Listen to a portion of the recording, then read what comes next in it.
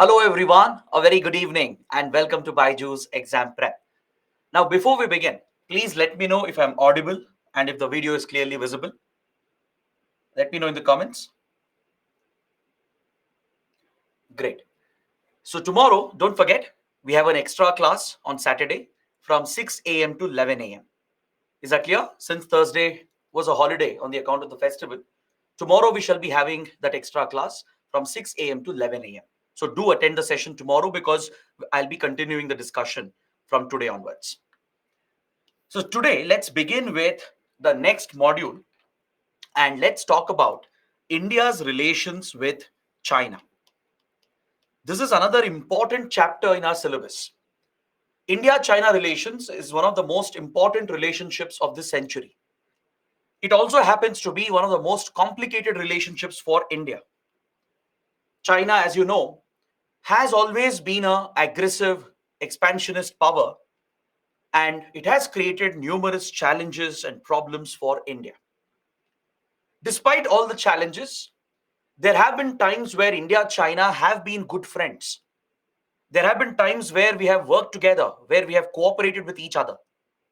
But every now and then, China creates several challenges for India, particularly over the border dispute. We also face a strategic competition all across the Indo-Pacific region that brings India China into a direct conflict. So, in this chapter, we shall carry out a thorough analysis of our relations with China. We will look at the historical civilizational relationship. We'll understand why China in general is so aggressive. Why is that every government, every strategic expert, every think tank, they always say that China has been an aggressive power. There must be some reason behind it. What drives China's aggression? What pushes China to be an expansionist power which has so many border disputes and maritime disputes with its neighboring countries? Why is China so confrontational with others, especially global powers? So, to answer that, we need to examine the history of the modern state of China, and we should talk about the Communist Party of China. So, once we finish this discussion, we shall talk about how India China relations started after independence. We will analyze the border dispute in complete detail, and we will discuss the 1962 war in complete detail as well. We will focus on the latest border tensions and clashes that have happened, and we will also talk about many other related topics. For example, we'll discuss the economic relations between India and China. We shall talk about the strategic competition between India and China across the Indo Pacific. We shall also discuss the ties between India, US, and few other countries and how it affects our ties with China. We will also talk about the major security concerns that we have with China. So, all these topics have to be covered in detail because this topic is extremely important for your exams. You don't just prepare for India China relations, you should prepare for other related topics as well. So, this will be a very big discussion, just like Pakistan and Afghanistan. So, let's start by looking at the historical civilizational links between the two countries. I'm sure most of you know that just like the Indian civilization, even the Chinese civilization is a very ancient civilization. Since ancient times, if there have been any civilizations that have been very progressive, that have really dominated the world, it has to be the Indian civilization and the Chinese civilization. Since thousands of years, both the civilizations, they were known for their cultural progress. They were known for their progressive societies that built strong administrations, that provided for stable governance, that established major empires, mighty empires all across this region. These civilizations, they also focused on science and technology since centuries. Just like the ancient Indian civilization, even China is credited with a lot of scientific advancements.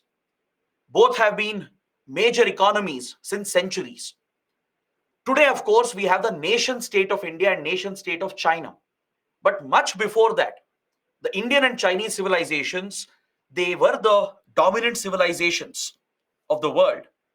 and we do share a historical civilizational relationship with each other. This relationship between the Indian people and the Chinese people traces back at least to more than 2000 years. Is that clear? It's a very historic relationship. We have deep rooted cultural ties. We have worked very closely in the past. Various Indian empires had very close links with the Chinese empires. Today, both the sides have a very poor understanding of each other. Indians, in particular, have a very limited understanding of what is China. Right? We just see China as an enemy, as an aggressive country, threatening India, creating problems for India. Even the Chinese have a very poor understanding of India. They still have racist opinions about India. They see India as a third world country, just as a poor country, right? So there is a huge mismatch between the people of India and China in modern times. This is truly ironic and unfortunate, except for those who are interested in this relationship, like professors, academicians, strategic experts, and of course, the government. The common people, they don't have a good understanding of each other. Indians have a very good understanding of Western cultures, Western societies. But with a civilization that we share 2000-year-old relationship, we don't really have a good understanding of China's history, its culture, its politics. Same with China as well. China has a very poor understanding of what is India. It is this mismatch, it is this misunderstanding that actually gives rise to many of the problems that we face today. Now, see what you read in the media, right? What you watch in your news channels, it is largely an exaggerated version. Yes, definitely China is an aggressive power. It definitely has become a major problem for India. But what you read and what you see is not the exact picture. There is a much deeper relationship. There are actually many opportunities that we can explore together. Is that clear? China as well has to invest more in India, study India better, and the people to people relations is what is really missing. The cultural relations in modern times has been largely absent compared to the strong relations we had in the ancient medieval times. So this is where it becomes important to understand briefly what kind of historical links do we share with China. For example, centuries ago, the two civilizations, they shared a very close economic and cultural relationship. If you look at the ancient Silk Route that linked South Asia with Central Asia and East Asia, this ancient Silk Route has led to economic exchanges between the two sides. Through the same route, there is a history of cultural exchanges between the two sides. There are many evidences to support this argument.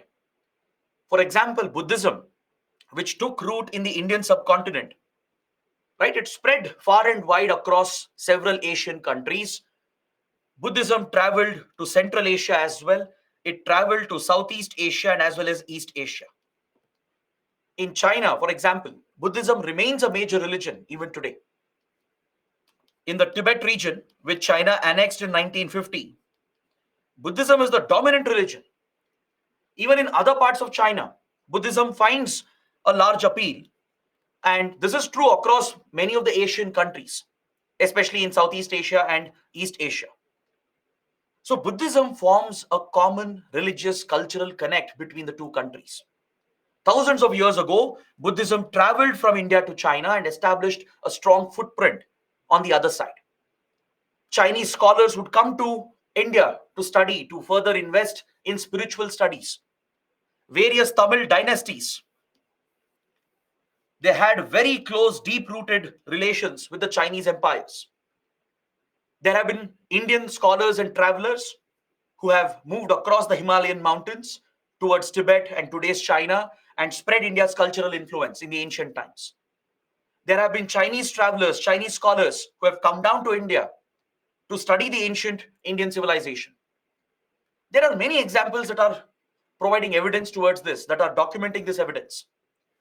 For example, if you look at some treatises and epics such as Mahabharata.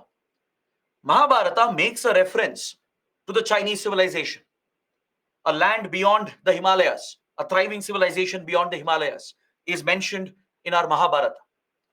Even Chanakya's Arthashastra during the Mauryan era contains references that points to economic cultural ties between the Mauryan Empire here with the Chinese civilization. Right? Then you look at Mongol history.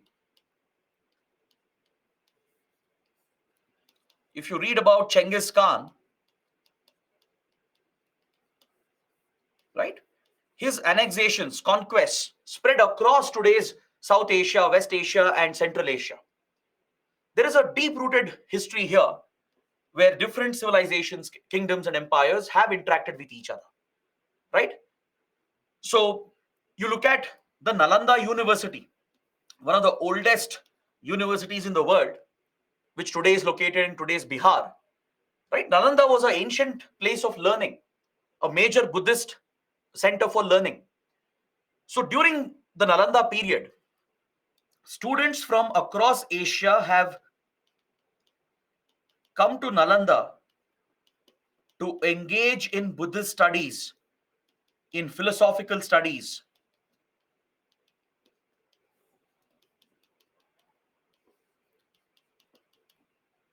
Is that clear? So Nalanda represents a common link where Chinese scholars and scholars from other parts of Asia, right, all the way from Japan to Korea to Thailand, right, they have come to India hundreds of years ago, and this marks a very close cultural interaction. So it's very clear that we do share close economic and cultural ties with the two sides. You look at the Chinese fishing nets, which are very popular in Kerala. If you have ever visited Kerala's backwaters, you would have noticed a unique fishing net called the Chinese fishing net. Right? This was one of China's imports to India back in that era. Right? That marks a close cultural link. We had several Tamil scholars moving towards other Southeast Asian regions and China as well, forming a close cultural bond between the two civilizations.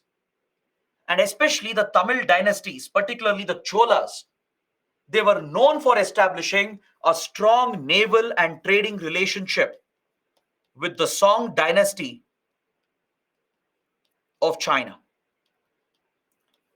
The Cholas from southern India, right, and later the Pallavas, they were contemporaries of the Song dynasty in China historically. And these great civilizations, empires, they had established maritime links. They had a very strong maritime relationship. Strong naval ties were set up between them. There was a very strong trade relationship between the Cholas and the Song dynasty. Now, please look at this map. You can see the influence of the Cholas all across southern India and eastern India, primarily along the east coast of India. The Cholas had extended their influence to Sri Lanka, to Maldives, and all across Southeast Asia. If you have ever visited, let's say, Singapore or Indonesia, particularly Bali, the popular tourist destination of Bali, or even if you visit Thailand, if you visit Myanmar, Cambodia, even in Vietnam, all across these Southeast Asian countries, there is a strong Indian influence present even today. You find very strong Hindu influence. The island of Bali, the tourist destination of Bali, it's a Hindu majority island in a Muslim majority country, that is Indonesia. Indonesia has one of the world's largest Muslim populations, but the island of Bali is entirely Hindu dominated. Right? You'll find the same idols, the same customs, the same festivals being celebrated. So all across Southeast Asia, you find these influences. You find Hindu, Buddhist, and as well as Islamic influences that connect the two regions. Is that clear? Islam also has been a strong connection. You look at Malaysia, for example, right? Even Indonesia, right? The Islamic traditions there are very closely linked with the Islamic traditions of India. Similarly, you go to Thailand, right? You find very strong Hindu and Buddhist influence that is of Tamil origin and Indian origin. You look at the cuisine, the food that we consume, the ingredients that we use, they're all pretty much the same. There is a very strong cross-cultural influence. You find the Indian influence in these countries, you find Southeast Asian influence in Indian tradition as well. So this has been the historical exchange of ideas, exchange of culture, exchange of goods between the two regions. Got it? You go to Cambodia, you have several temples, the Angkor Wat temple, for example, one of the world's largest temple complexes. It's a UNESCO World Heritage Site, and it's a temple dedicated to Lord Vishnu. Right? So that forms a direct link with this region, and it shows the deep-rooted cultural ties we have with Southeast Asian and as well as East Asian region. So these influences were built by all these great empires and civilizations. Right? The Cholas in particular formed a strong maritime link, a naval relationship with the Song dynasty that ruled over China, and they had a very solid relationship where they dominated the South China Sea and Bay of Bengal, respectively. Even then, the Malacca Strait, which we have studied in previous classes, the Strait of Malacca between Singapore and Indonesia was a major choke point and a trading point. Singapore has always been a trading hub, right? Cholas and the Song dynasty would use these waterways to trade with each other. In this map, you can see the Srivijaya Empire represented here in Indonesia. The Srivijaya Empire, which was a Hindu kingdom at that point that ruled over this part of Indonesia, was defeated by the Cholas in a maritime battle. It's one of the greatest naval battles in history, right? So there are many such deep-rooted influences and connections that we share with the region. It's just that we have ignored, forgotten, not nourished and nurtured these historical cultural links. When it comes to China, this is exactly the same case. Between Cholas and the Song dynasty, there was a very strong economic relationship. Both were flourishing empires that traded with each other. The Chola boats, ships would carry goods, precious goods, pass through Malacca Strait and reach South China Sea and deliver them to the Song dynasty and procure key ingredients and components and commodities from China to bring it back to India. Right? Silk, for example, gold from India, rice, and several artifacts. They were all traded historically, and this marks a very strong cultural and economic relationship. In fact, believe it or not, Cholas and the Song dynasty, they had a naval relationship, a military to military relationship. They would share naval technology with each other. That is shipbuilding technology. Both the navies would conduct anti-piracy operations near Malacca Strait, near Singapore. Because back in that era, Singapore being a trade hub, it had become a hub of pirates as well. Several pirates would target the ships passing through the region to loot the commodities, the precious commodities which were being carried through the sea route. So piracy became a threat for the economic relationship, and both the sides, they jointly cooperated, they worked together to target the pirates operating in the region. Now, doesn't this sound like a modern diplomatic relationship? Having close economic ties, defense relations, defense cooperation, right? Having cultural ties and people-to-people relations. So back in those days, we had such strong diplomatic ties between the two civilizations. This is a perfect example. The influence of Cholas across Southeast Asia and East Asia, right? And how the Song dynasty and the Chinese culture also influenced India. And the exchanges that we had historically between each other. Now, for example, you go to South Korea today, you look at the Korean language. In the Korean language, there are many, many terms in Korean vocabulary which are very, very similar to Tamil words, to Tamil vocabulary. That is the common link you find. There is a direct link between the Tamil language and the Korean language. So you have these deep-rooted historical cultural ties all across this region. And only if we can better understand these ties, It will give us better insight into our relations. It will help us appreciate each other. This is relevant for India, China as well, not just for Southeast Asian and other East Asian countries. At one point, ancient and medieval India's influence extended all the way till Japan and Eastern China. And of course, from there as well, we have brought in cultural influences to the Indian subcontinent. So it's all about understanding and appreciating these links. That is what will give us a better insight into each other. It will help us understand each other better, appreciate and acknowledge what we have contributed. And this better understanding can actually help resolve many of the standing issues that you have today. Today, the poor, limited understanding of each other is what is driving the aggression, the enmity between the two sides. Right? At least part of it can be handled with a better historical understanding between the two countries. So there is a need for stronger cultural ties, stronger people to people relations, sustaining the economic relations. That is what drives a diplomatic relationship. So there are many areas even today where India, China can actually work together. They can collaborate. We need not compete. We need not fight with each other. There are many opportunities for us to work together. If Cholas and the Song dynasty could find a way to work with each other, right, despite their dominating presence and influence, obviously modern India and modern China also can do the same. That is why these historical lessons are very, very important. See, today, India, China have become the fastest growing economies in the world, right? They dominate the Indo-Pacific. They're emerging as global powers. And China is already on its path to become a superpower. It is already challenging the might of the United States. And US and China have already gotten into a Cold War rivalry with each other.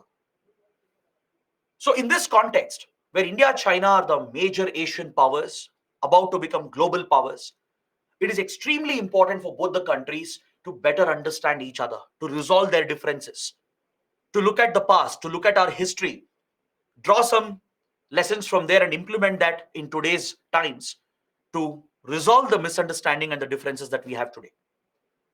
Is that clear? But however, the assessment that China is an aggressive expansionist power today is absolutely correct. Just by using soft power diplomacy, we can't win over China. We can't expect China to behave well with India. Because there is another part of the argument you need to understand. Right now, I was just talking about one aspect of it. I was just discussing the historical relations, how it holds lessons for today, and how we can actually work together. But there is another argument that you should understand. You should understand the modern emergence, the modern states of India and China, the history behind them, and particularly the political history of modern China. See, today, the state of China is called as PRC, the People's Republic of China. The People's Republic of China was formed in 1948-49 after India's independence. Right? We gained independence from colonial rule in 1947 itself, whereas the PRC was established. It became a sovereign independent nation in 1948-49. This country is ruled by the Communist Party of China, the CPC, also known as CCP, the Chinese Communist Party. They both mean the same. Now, to understand why today's China is so aggressive, why the PRC is such an aggressive power, hostile power to every country, you need to look at the modern history of China. You need to understand how the Communist Party originated. You should understand the political system presently in the country. You should understand what happened in China in 1930s and 1940s, because there lies the answer. That is where you find answers to explain China's aggressive behavior today. Understood? This is not just my personal opinion. This is what many experts believe in, right? Most theories point towards China's recent political history, modern political history, to be the driving force behind China's aggression against every country. So to understand this, you should look at the colonial past of China as well. Even China has a brutal history. You should look at its colonial imperial past. See, just like the Indian subcontinent was ravaged and destroyed by colonial rule, right, by the influence of outsiders. We studied in previous classes how the British and the European colonial powers, how they looted our economy, looted the raw materials, turned the country into a dumping ground of European goods. They destroyed native agriculture, native industries. They disrupted the social equations. They increased communal divisions, ethnic and linguistic divisions. Right? They broke the cultural systems and traditions in the Indian subcontinent. Something similar happened with the Chinese people as well. Under colonial influence, under imperial influence of major powers like Britain, France, and especially Japan.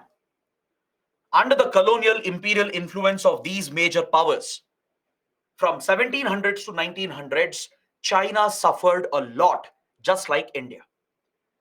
China may not have been colonized completely like India, right? Like the British and French had colonized India completely, right? They weren't able to completely colonize China in that way.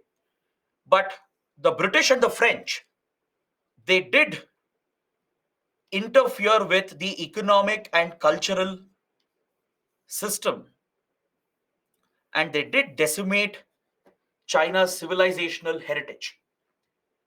You might have heard about the Opium Wars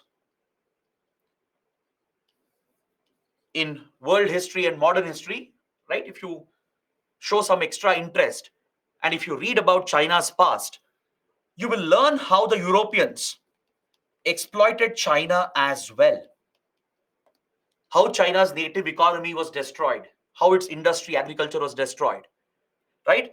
How the European powers dominated and looted the raw materials from China as well.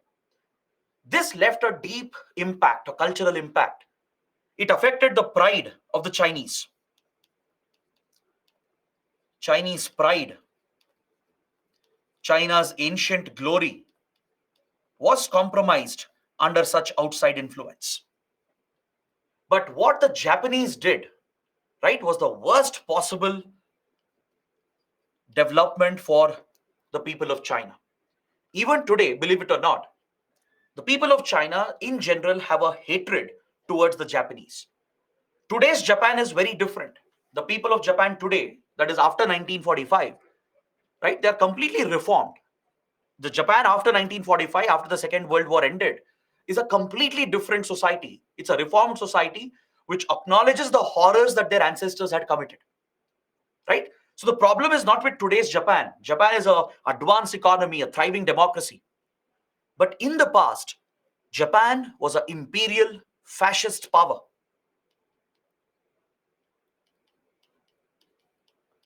It had aligned with extreme right-wing countries, far right-wing countries, such as Nazi Germany, Mussolini's Italy, right?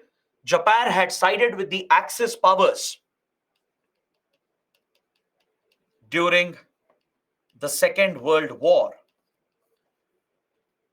And Japan committed brutal atrocities all across Asia. Even before the World War, even before that, imperial Japanese powers have humiliated the Chinese. They have committed mass atrocities against the Chinese. There is a very brutal history here. The Japanese forces, which would invade these Asian regions, they would carry out mass genocides, slaughter millions of people, commit mass rapes, targeting women in particular. Right? Even children wouldn't be spared. So Japan has such a brutal history behind it, that is Imperial Japan. And obviously, China has a lot of baggage that it carries. So essentially, what I'm trying to say is, an ancient thriving empire had been decimated in modern times because of such large scale outside interference, right, by European colonial powers and by imperial fascist Japan, especially during the world wars. Imperial Japan, which had become a fascist, extreme, right-wing extremist country, it had aligned with Hitler's Germany and Mussolini's Italy and committed atrocities all across the Asian continent, in the Korean Peninsula, in China, in Southeast Asia, in Vietnam and in Singapore, and almost near Myanmar and Nagaland border, touching British Indian boundaries. All across this region, Imperial Fascist Japan had committed brutal atrocities. So, in general, if you go across any Asian country, right, historically, that grudge, that revenge, that hatred is still present. Even though Japan has reformed itself completely, today Japan is very apologetic for what their ancestors had done. Right after the Second World War ended, Japan was completely transformed. And since then, the government of Japan, the people of Japan have been apologetic. They have formally, officially apologized to all the Asian countries for what horrors their ancestors had committed. But still, those wounds have not healed. And this is what created certain problems in China in early 1900s. In early 1900s, mainland China, that is today's eastern part of China, it was ruled by a government known as the Republic of China. If you go to the period of, let's say, First World War, around 1915, 1920, right, and 1920s, if you look at this period, eastern parts of China, that is also referred to as mainland China back then, it was ruled by a government called the Republic of China. This government was seen as extremely corrupt. There was large-scale inequality in the country. There was a huge divide between the rich and the poor. Because for a couple of centuries, China had been exploited by the outsiders. Right? European colonial powers had looted from them. Japan had committed atrocities against them. Essentially, China's wealth had been looted, its economy and culture had been destroyed, and the country had become poor.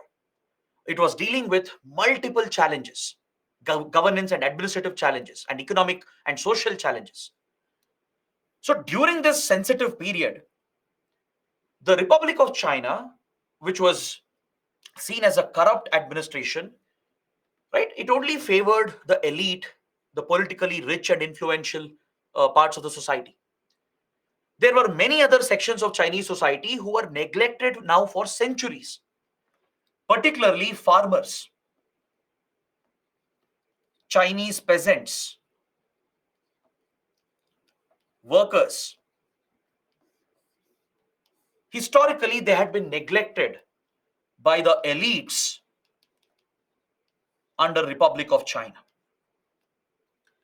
Now, can you imagine the sentiments of such a country where the country's wealth and history, culture, everything has been plundered by outsiders?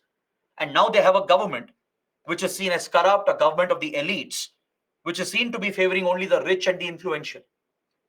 Whereas the poor are suffering, right? Farmers, peasants, workers, they've been neglected. There is immense economic suffering and social suffering.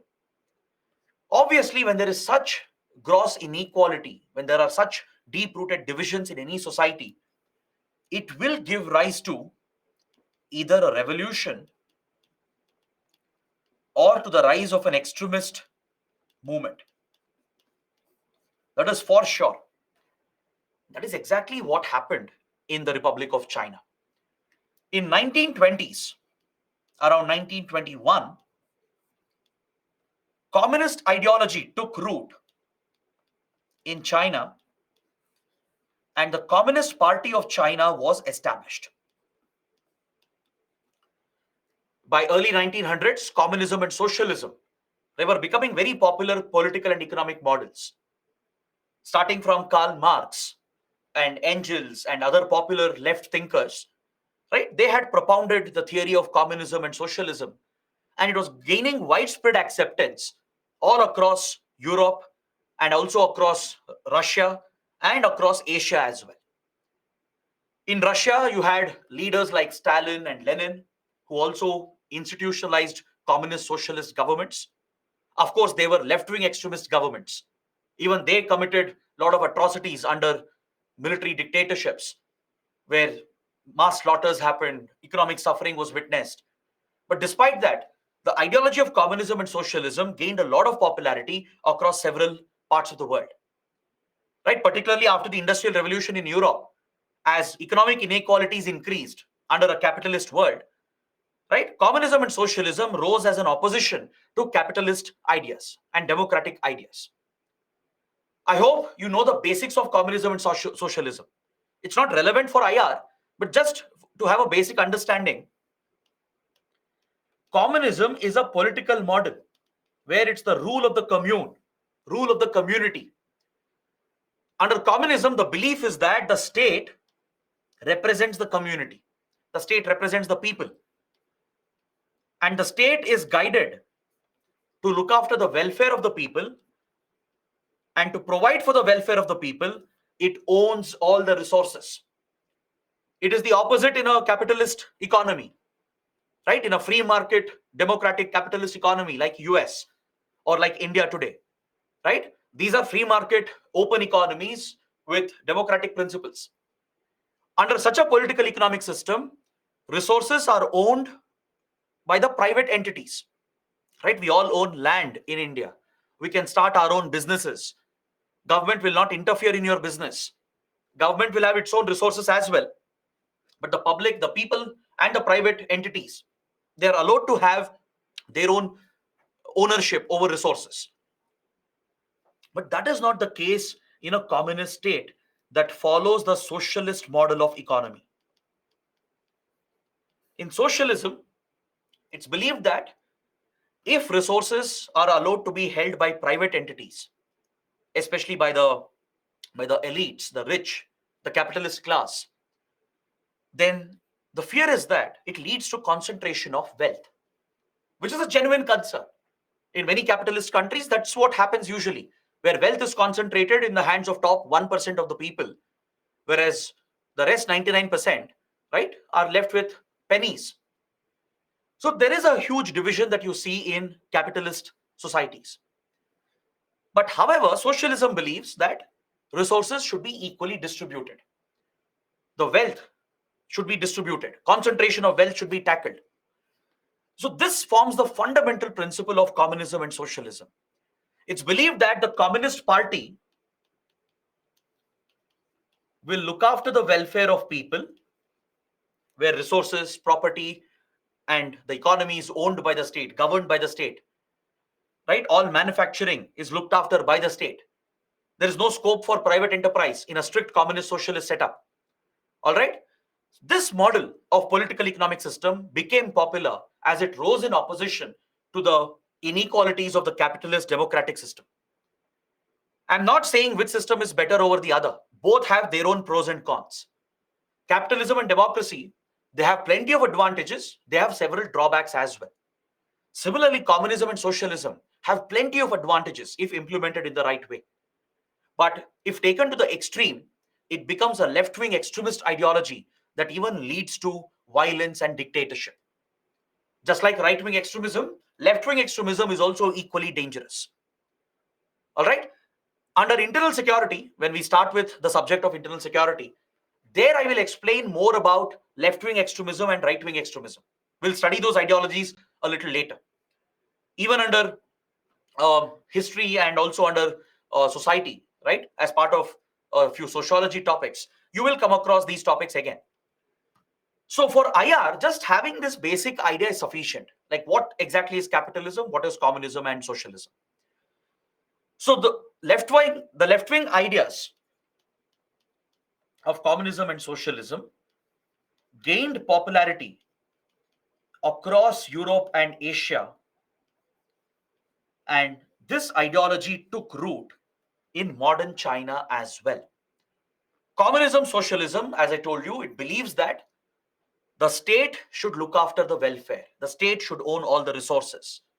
There is no opportunity, no scope for private enterprises, no scope for capitalist enterprises, privately held resources.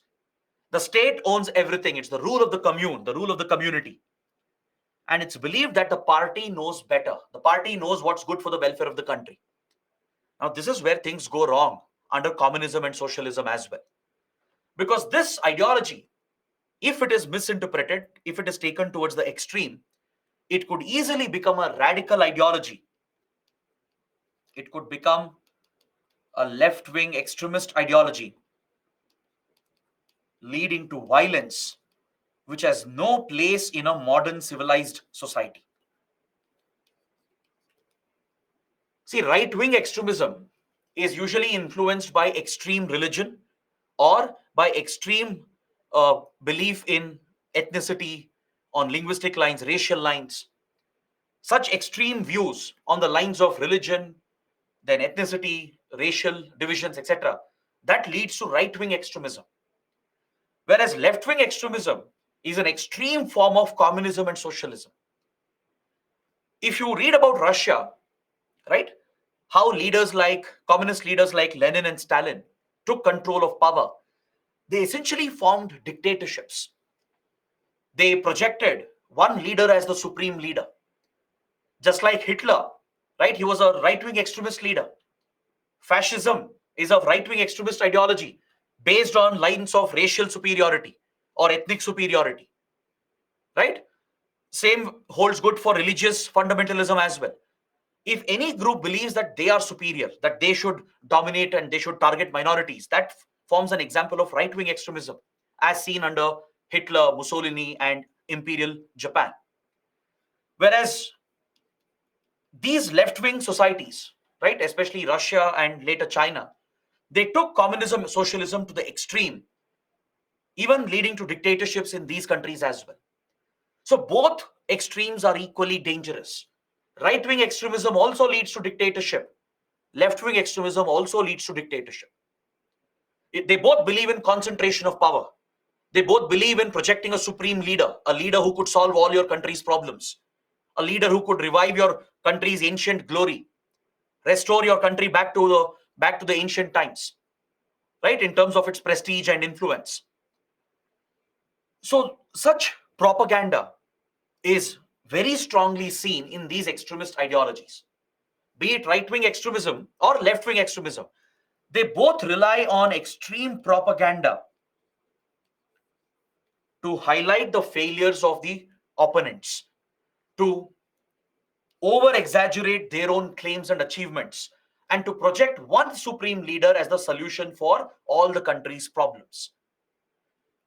So in Russia, we saw the rise of this left wing extremist ideology under leaders like Stalin and Lenin, which led to brutal atrocities where millions were slaughtered, democratic rights were completely destroyed, leading to dictatorships and authoritarian states.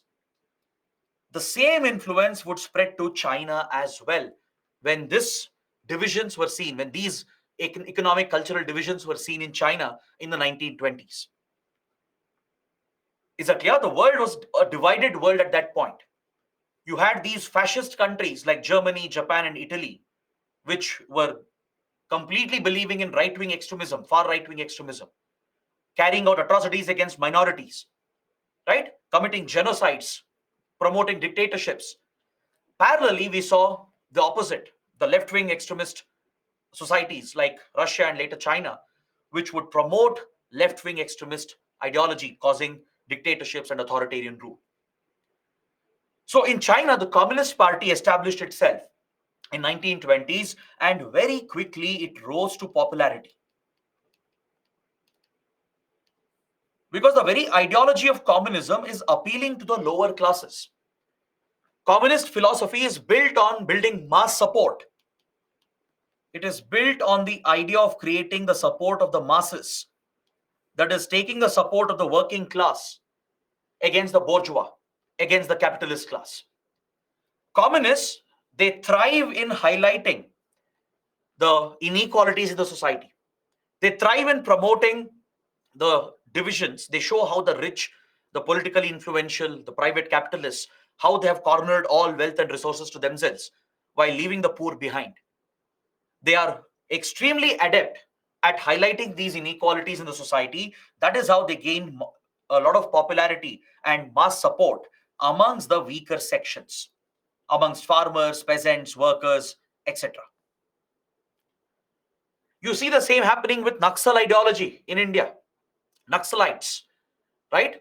They primarily capitalized on the economic social divisions in the country, and they became the champions of farmers, tribal groups, forest dwelling communities, workers, etc., by standing for their issues, by supporting their cause, and by highlighting and exaggerating the failure of the government, by highlighting the divisions, the economic social divisions, where the rich and powerful are enjoying all the resources while leaving the poor behind.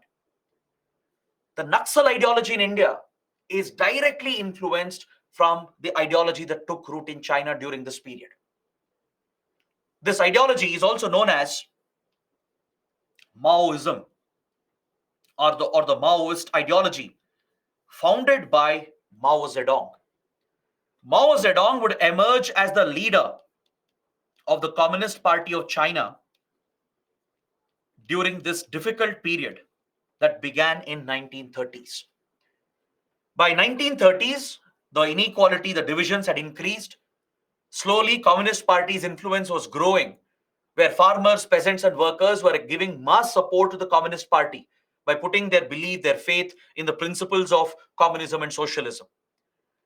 At this crucial context, Mao Zedong rose to become the leader, the general secretary of the Communist Party of China, and he would lead the party for the next few years. And he gave a call for an armed rebellion against the Chinese government. Is that clear? This is what triggered the Chinese Civil War that lasted from 1930s to 1940s. For almost 2 decades, China witnessed a brutal civil war between the Maoists or the communists, right? Those who followed the ideology of Mao Zedong, which was an extreme form of communism. They are called Maoists. So between them and the government of China, the then government, the Republic of China, a conflict broke out, pushing the country into a civil war. Now, what did Mao Zedong promise to the people? He promised to remove the inequalities. He promised to uplift the farmers, peasants, and workers whose lives, whose economy had been destroyed by centuries of outside exploitation, humiliation, and by the misrule and misadministration of the government. So, by highlighting the failures of the state, by pointing mistakes towards outside powers, Mao Zedong grew his popularity and influence and promoted communism in the country. Very quickly, the masses supported his ideology. Millions of them, millions of farmers from rural China, peasants and workers from all the industrial zones, they backed Mao Zedong and the Communist Party, and they openly and blindly supported this civilian movement. Now, the problem with Maoist ideology is that it's a left-wing extremist ideology. It is as dangerous as right-wing extremist ideology. Under Maoism, Mao Zedong gave a call for an armed rebellion to capture state power. This has been the goal of Maoism and the Communist Party of China. In the 1930s, Mao Zedong, he said that if farmers, peasants, and workers join me and the Communist Party, if the masses support us, then we will provide all of you with weapons. We will take up weapons and lead an armed struggle, essentially an armed extremist revolutionary movement against the state. The goal of Maoism is to throw the state out. The primary agenda of Maoism is to blame the government for all the problems and failures, to claim that the lost glory and pride will be restored. Outside influence will be curbed under our rule. By projecting such propaganda, Maoism gains support for itself from the masses. It is an inherently violent ideology. Violence is integral to Maoism. There is no other option under Maoism. This form of communism is unacceptable in a modern civilized society. Is that clear? Just like right-wing extremism is unacceptable, right? Nazi ideology is unacceptable. Then religious fundamentalism, seen in several countries, in several religions, where majority communities, they dominate and they claim their superiority and target religious minorities. That is right-wing extremism. That is also unacceptable in a modern civilized society, right? Today, most of the terrorist organizations, right, that have allegiance with different radical religious ideologies, they all represent right-wing extremist ideology, right? We discussed in previous classes how in almost every religion there is a strand of extremism that gives rise to violence and terrorism, and that is right-wing extremism. Is that clear? And you find that in every religion, every faith, there is a strand of extremism leading to violence and extremist violence and fundamentalist violence. So just like right-wing extremism is unacceptable, similarly, left-wing extremism is also unacceptable because violence is inherent to this ideology. Mao Zedong, who rose as a communist leader in China, he mainly took inspiration from Stalin and Lenin of Russia, and he took it one step further. He promoted an even more radical ideology by calling the masses to take up arms, to lead an armed struggle against the government, which was held responsible for all the problems in the Chinese society. During this period, by 1920s, 1930s, there was a general feeling across China that the government does not care about the people. Government does not care about masses, the farmers, peasants, and workers. A general sentiment had spread that China's ancient glory had been destroyed because the government had failed to protect the country from outside exploitation. As we discussed a few minutes back, historically, China had faced a lot of outside exploitation. Now, this becomes an excuse for extremists. They raise the bogey of outside exploitation. They claim to restore ancient glories. They claim to bring back that golden era of the past, right?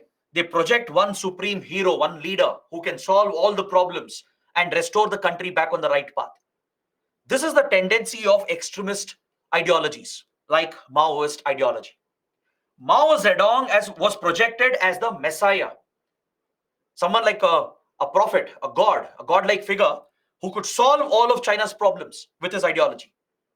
He gained mass support, tremendous public support because of extensive propaganda built on lies, misinformation, and disinformation.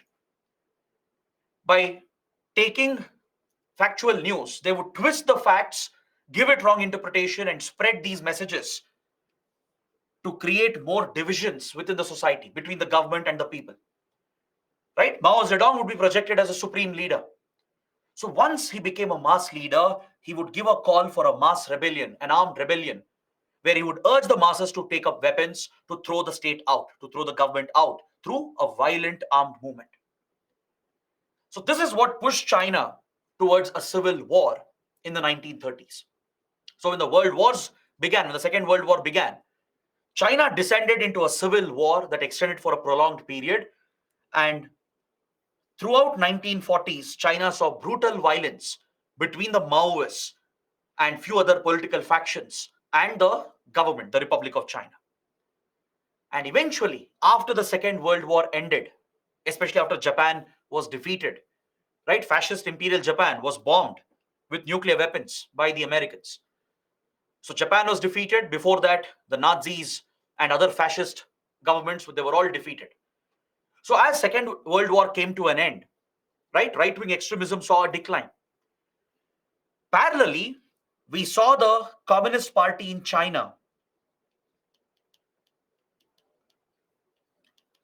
winning the civil war by throwing out the Republic of China from power. By 1948-49, Chinese civil war would conclude successfully. It was a victory for the Communist Party. The Communist Party, under the leadership of Mao Zedong, with mass support from the poor sections, from the farmers, peasants, and workers, they had succeeded in this uprising, in this rebellion. After brutal atrocities and mass violence, they had thrown the state out. Republic of China was removed, toppled, and the Communist Party of China captured power in the country. Is that clear? The Communist Party of China captured power and formed the new government, which is today's PRC, the People's Republic of China. Understood? So China is a one-party country. There is only one party. It's not a democracy. Even today, China is a communist country influenced by Maoist ideology. Is that clear? It's a byproduct of the Chinese Civil War. The Communist Party, which won the Civil War, which threw out the Republic of China government, captured political power and formed the People's Republic of China as a communist authoritarian dictatorship. Understood? That is how the CPC rose to power and formed a single party state and implemented communist socialist principles. Now, as soon as the CPC came to power and formed PRC, Mao Zedong would emerge as their leader, right? And this, in a way, explains China's aggression. The Chinese state, the PRC, remains an aggressive power even today because its core ideology comes from extreme communism. Its core ideology, which gave birth to the PRC, is rooted in Maoism, which is a left-wing extremist ideology. And what did Mao Zedong proclaim?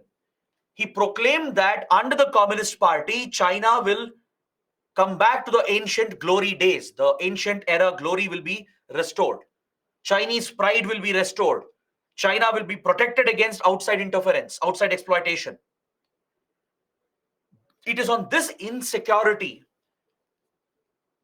that modern China has been built.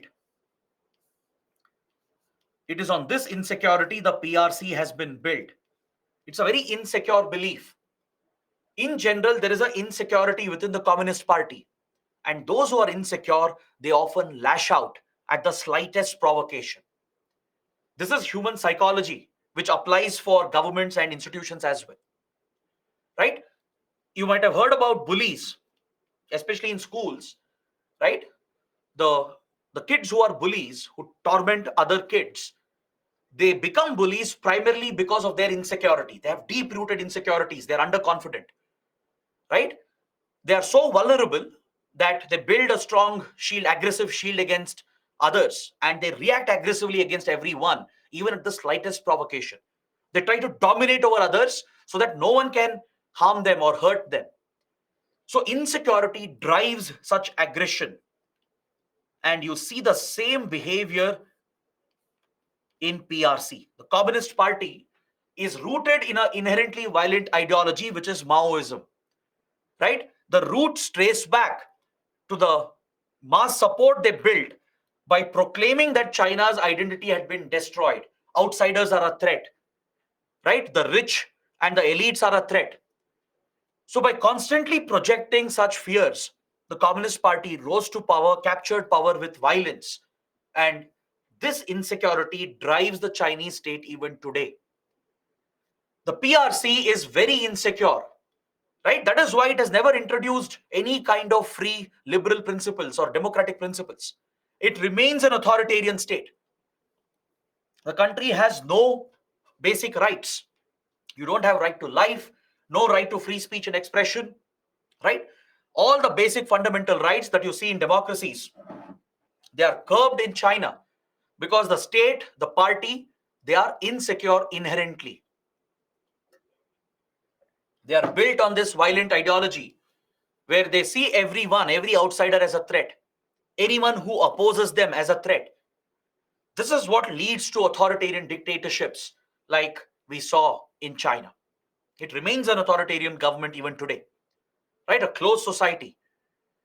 But the only difference that you find here is that from socialism, China has moved towards capitalism. Only its economic system has changed because China wanted to build a global economy. And without opening up its economy, without connecting with the global economy, China could have never emerged as a global powerhouse. So starting from 60s and 70s itself, even though China remained a communist power politically, economically its system has changed, right? Even though it's a communist country, its political system is communist, still ruled by the Communist Party as an authoritarian government with no free rights and basic rights. That is the political system. But economically, China is actually the most capitalist country in the world. It realized that capitalism has its own benefits to drive large-scale manufacturing, to dominate global supply chains, to become the...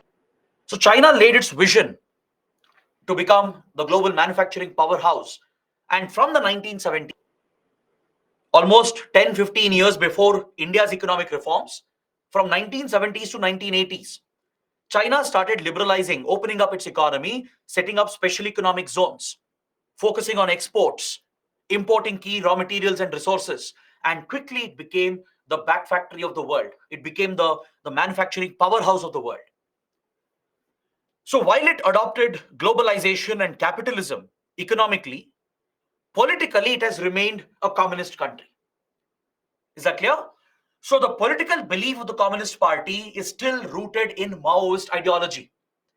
It is still rooted in the claims, the promises that were made to restore ancient China's glory, to make China a large country, a major power.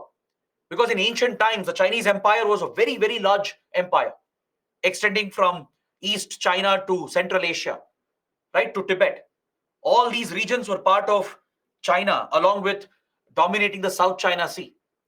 So historically, the Chinese empires, like Song Dynasty and others, they were dominant all across the region. Based on these historical claims, the Communist Party has built itself, got mass support from the people, and it keeps proclaiming to restore China's glory, restore China's pride that was hurt by outside exploitation. Now, that is why the Chinese state, the PRC, is so insecure. It is insecure about any kind of insecure about any border issue.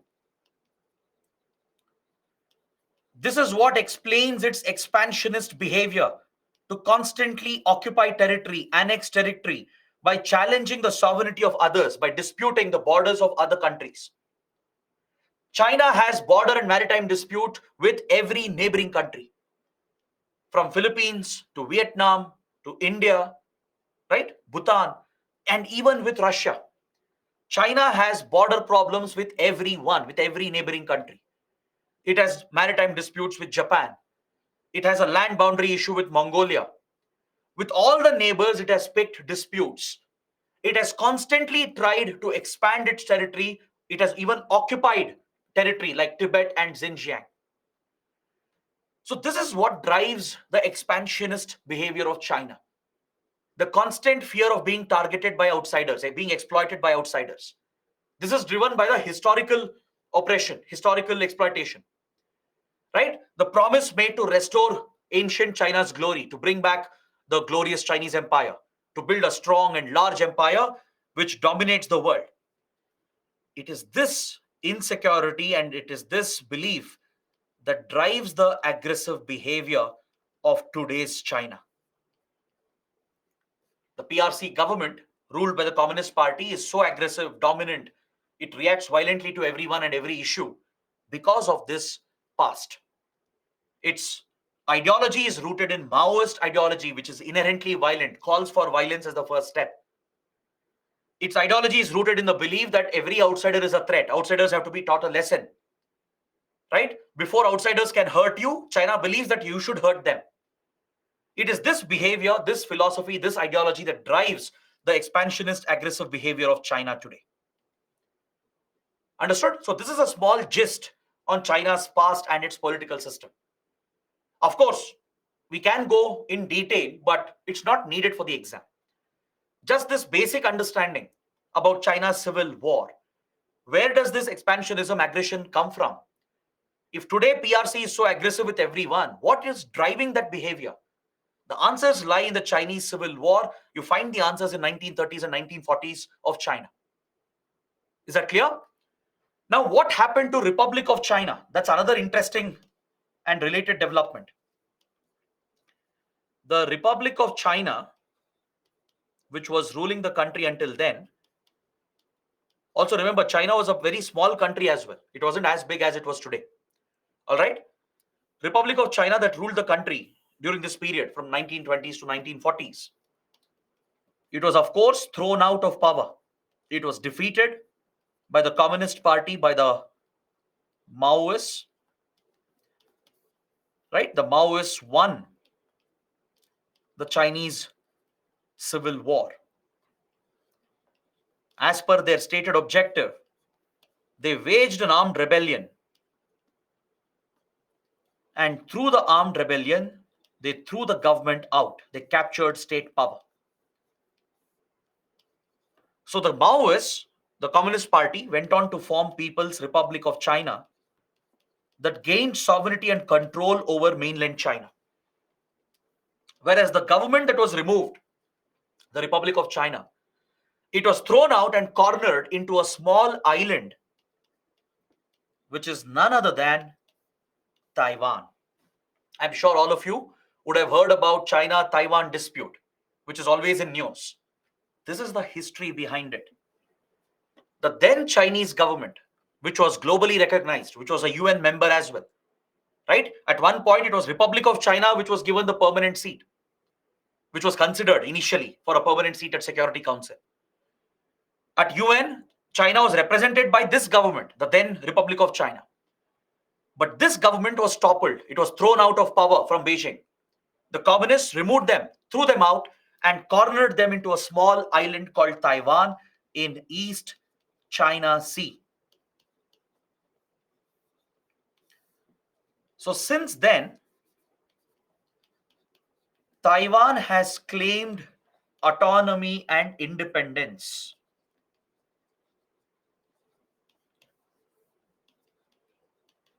Taiwan has claimed autonomy and independence, and it became a democratic capitalist setup after the Civil War and became a close Western ally, especially that of the United States. Is that clear? So Taiwan took a very different path. It has been claiming autonomy. It claims itself to be an independent country, but no one recognizes Taiwan as a country, as an independent nation. All right, please remember this. Republic of China, the then Chinese government, which lost the Civil War, was thrown out, cornered into Taiwan in the East China Sea. Since then, Taiwan has been administered, governed by the former Chinese state, the Republic of China. It claims autonomy and independence, claims to be an independent country. It has implemented a democratic capitalist system, unlike PRC, but it has no diplomatic relations with most of the countries. I'll explain why. Most countries do not recognize Taiwan as an independent country. Is that clear? That's because the PRC, which came to power, which ruled over mainland China, it claimed sovereignty over Taiwan.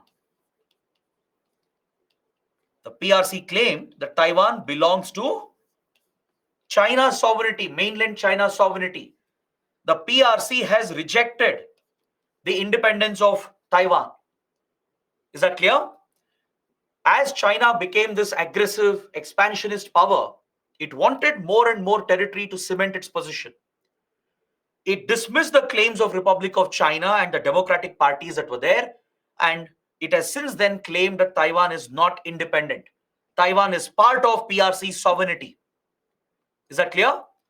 It went on to annex nearby territories of Tibet and Xinjiang.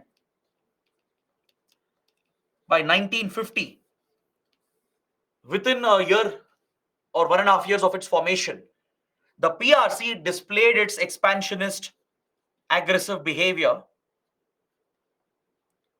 It became clear to the world that this communist country will be expansionist and aggressive. Right? We have studied this in previous classes under Nepal, Bhutan. Right? I kept pointing out how the Kingdom of Tibet, which was an autonomous kingdom under the British, was annexed and forcefully occupied by the PRC in 1950. That is how PRC became a neighbor of India, or else India didn't have borders with then mainland China. Then mainland China was somewhere in eastern China. India wouldn't have had direct borders with China otherwise. Our borders, the Himalayan border, was with the Kingdom of Tibet, which was a British protectorate, and it was loyal to British India. So PRC would aggressively expand its territory by occupying Tibet very soon. By 1950, Tibet was fully annexed. right? By force, it crushed the rebellion, targeted the Tibetan Buddhists, committed large-scale human rights violations. And overnight, PRC became our neighbor in the Himalayan belt. So India, Nepal, Sikkim, Bhutan, we started sharing direct borders with PRC because of this annexation of Tibet. Or else, none of the Himalayan countries would have had this boundary with China. It would have been with Tibet, which was supposed to be a separate independent kingdom. Understood? It annexed territories towards Central Asia as well. These were all based on historical claims. By claiming that the then Mongols, the then Song dynasty, and other Chinese empires, they controlled Tibet and Xinjiang. Based on these historical claims, the PRC carried out these military campaigns. Based on these unsubstantiated historical claims and records, China displayed this aggressive behavior under the Communist Party, and as directed by Mao Zedong, it very quickly expanded its territory and became a very, very large country. Open a map, look at the size of Tibet, look at the size of Xinjiang, and look at the location of Tibet and Xinjiang. They are strategically located, right? Giving access to Himalayan belt and South Asia, connecting with Central Asia and Eurasia. Both the regions are extremely crucial from an economy and trade point of view. In modern times, you can't raise historical claims and go and occupy territory. If that is the case, then India can claim from Afghanistan to Myanmar, from Nepal to Sri Lanka, right? We can't do that. In modern times, historical claims have no value. If anyone does that, right, then that's simply an aggressive radical approach. No country is going to recognize or appreciate such aggression. But back then, not many were there to challenge China's aggression. Right? The world had just come out of the Second World War. United Nations had just been formed. And even the UN had been politicized, as we learned in previous classes. So no country intervened. And again, intervention would mean going to war with China. And no one was prepared for such a conflict. So exploiting the global situation, the PRC, the Communist Party, exploited the situation and the geopolitical circumstances. It annexed all these territories, occupied Tibet, occupied parts of Xinjiang, and became a very large country and denied Taiwan its independence and sovereignty. Is that clear? The PRC rejected Taiwan's independence and sovereignty. So at one point, briefly from 1950s to late 60s and early 70s, there were two Chinese governments. And this was leading to confusion. You had PRC on one hand, the communist state formed by the Communist Party that ruled over China, the mainland territory of China, right, from Xinjiang to Tibet to eastern China. We had the Republic of China that ruled over Taiwan, claiming its own independence and sovereignty. And since Republic of China was the one which governed then Chinese territory as well, Republic of China had been recognized even by the UN and all by most of the other countries. They had actually given recognition to Republic of China. So at many global summits, meetings, and even at Olympics, for example, Republic of China was claiming to be the government of the whole of China, even though it had been cornered into Taiwan. By running this administration in Taiwan, Republic of China continued claiming its independence and continued to claim that whole of China is under its sovereignty. So until a certain point, there were basically two Chinese governments claiming recognition. PRC, which ruled over most of China, which had captured power and annexed territories, and Republic of China, which had been pushed into this small island called Taiwan. So to settle this issue and to establish its sovereignty clearly, the PRC came out with a policy and a principle. It's called the One China policy and the One China principle.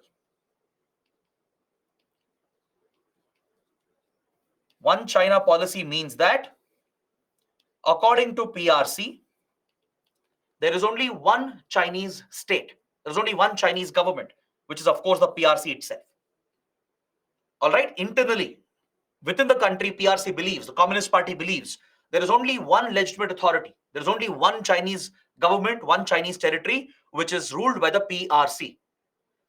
It expects other countries to follow the same through the one China principle. It expects all the other countries to recognize this principle as part of their foreign policy. It expects all the major powers to give recognition to one China principle and treat PRC as the sole authority over Chinese territory, including Taiwan. Is that clear? So from Taiwan to Eastern China to Xinjiang to Tibet, all of these territories are claimed by the PRC, and it expects every country to follow the same. And this is called One China principle. This internal policy of China is One China policy, where the Communist Party believes that whole of China is under the Communist Party's control, under the PRC. It expects every country to follow this, recognize that principle, the One China principle, and have ties only with PRC, not with Republic of China, not with the government that today rules over Taiwan. Taiwan's claims have been rejected by the PRC. So PRC claims sovereignty over Taiwan, although it is administered independently by a democratic capitalist government, which remains in power even today. So this remains a standing dispute. Even today, you have a standing dispute and a conflict going on between PRC, that sees Taiwan as part of its own sovereignty, and the then Republic of China, which introduced a democratic governance in Taiwan. Is that clear? So most countries in the world have recognized the One China principle, which means they see only PRC as the legitimate authority. They have diplomatic relations only with PRC, not with Taiwan. Is that clear? Now, can you guys tell me, what is India's stand on this issue? Has India recognized Taiwan or not? Answer yes or no. Does India have diplomatic relations with Taiwan or not? Yes or no? Two students have said yes. Few more students are saying yes, we have diplomatic ties with Taiwan, but majority are saying no. Okay, let me clarify this. India was one of the earliest countries to recognize One China principle. When the PRC was formed and when it claimed sovereignty and annexed all the territories, India was one of the first major powers to give recognition to the PRC. Now you might ask why. Was it a mistake? Was it a blunder committed by Nehru? See, please understand, India was already facing multiple challenges on all the fronts. Kashmir dispute, Naga insurgency, war with Pakistan, right? Multiple internal problems, security problems, plus economic challenges, social problems. The last thing we wanted was a hostile neighbor in the form of China. When the whole kingdom of Tibet was annexed, India did have concerns. We'll discuss that later, very soon. The Nehru government had major concerns about China's aggression, how the way in which it occupied Tibet, how it expanded its territory, how it oppressed human rights in Tibet, how it targeted the Tibetan Buddhists. India had major concerns about all of this. We also had concerns whether the new China would recognize the boundaries that British had left us. Right? British era boundaries that demarcated India and Tibet. Would they be recognized by the PRC? This was a concern. Given these concerns, India wanted a friendly relationship. Right? Who wouldn't want that? Settle the issues initially by extending a hand of friendship. But parallelly, we took some measures as well by cultivating strategic ties with Nepal, Sikkim, and Bhutan. Go back to last week's class. Understand what I told you. India built a strategic defense relationship with all the Himalayan kingdoms, right? Nepal, Sikkim, and Bhutan. We built strategic defense relations with them, guaranteeing their protection in return for protecting India's interests.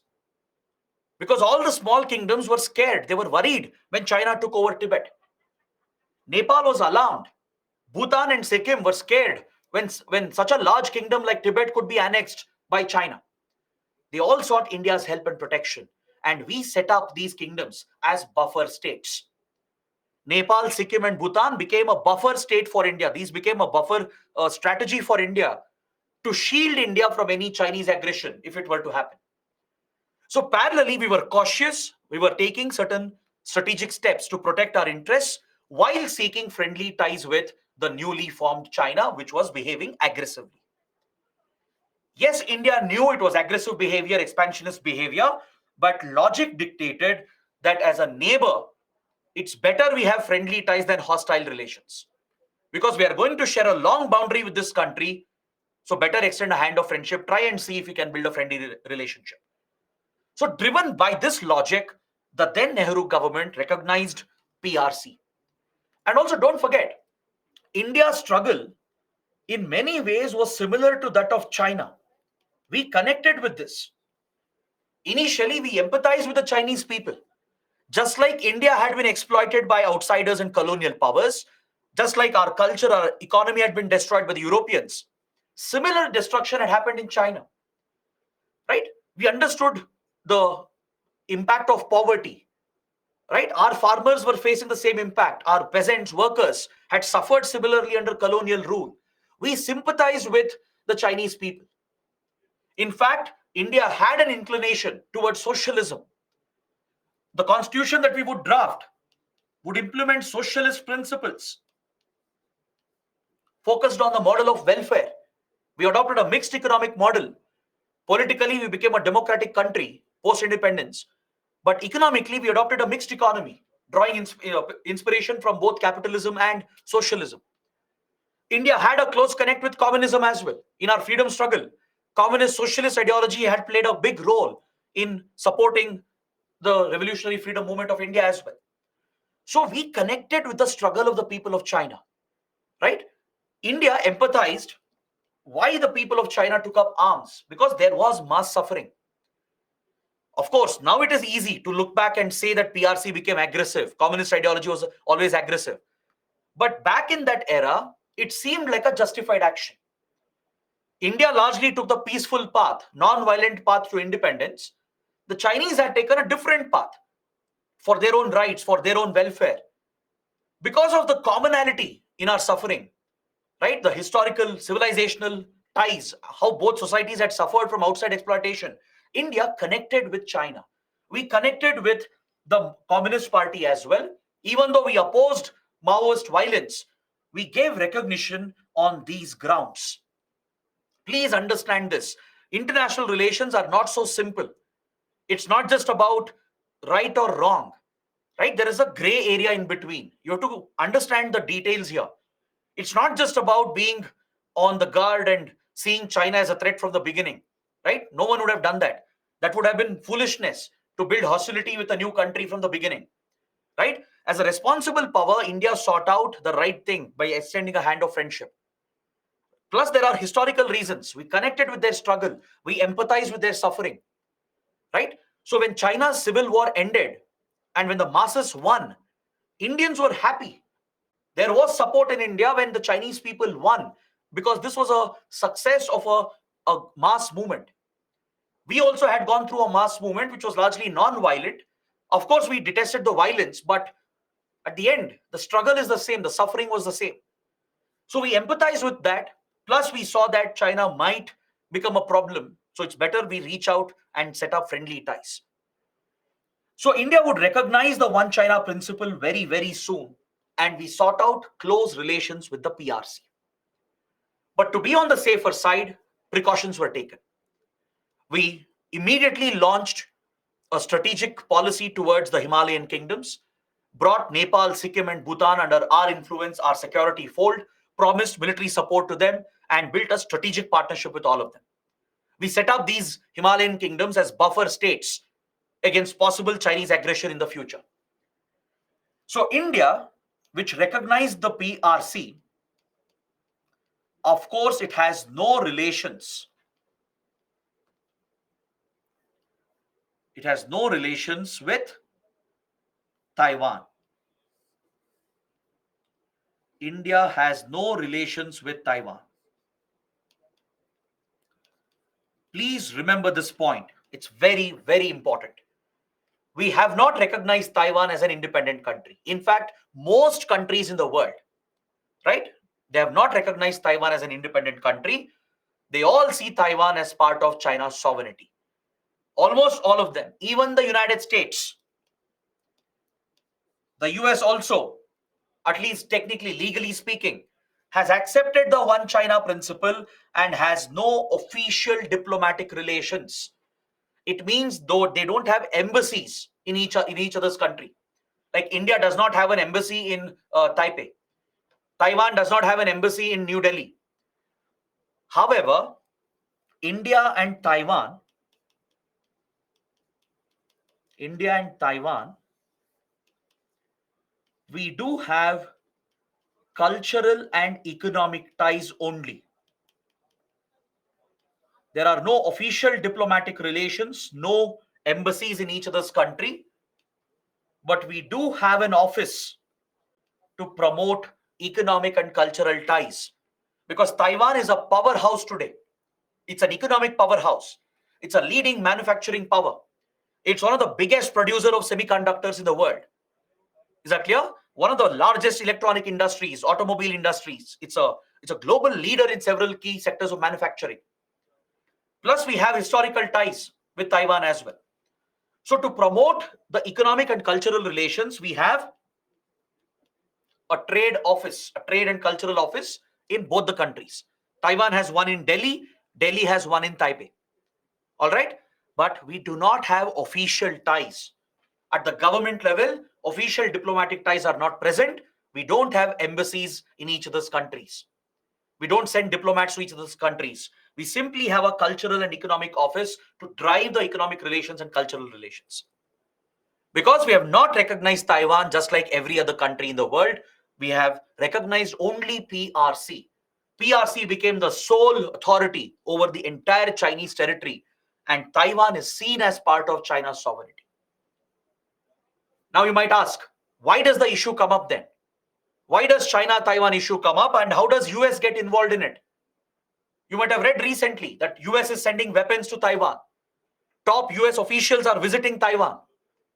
The Speaker of the US Congress, US Defense Secretary, they've all visited Taiwan, which has increased tensions between China and Taiwan. How is this happening? That could be your question, right? The US initially did not recognize PRC.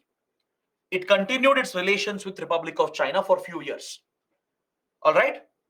The US had a problem with the Communist Party of China and PRC and its annexation of Tibet.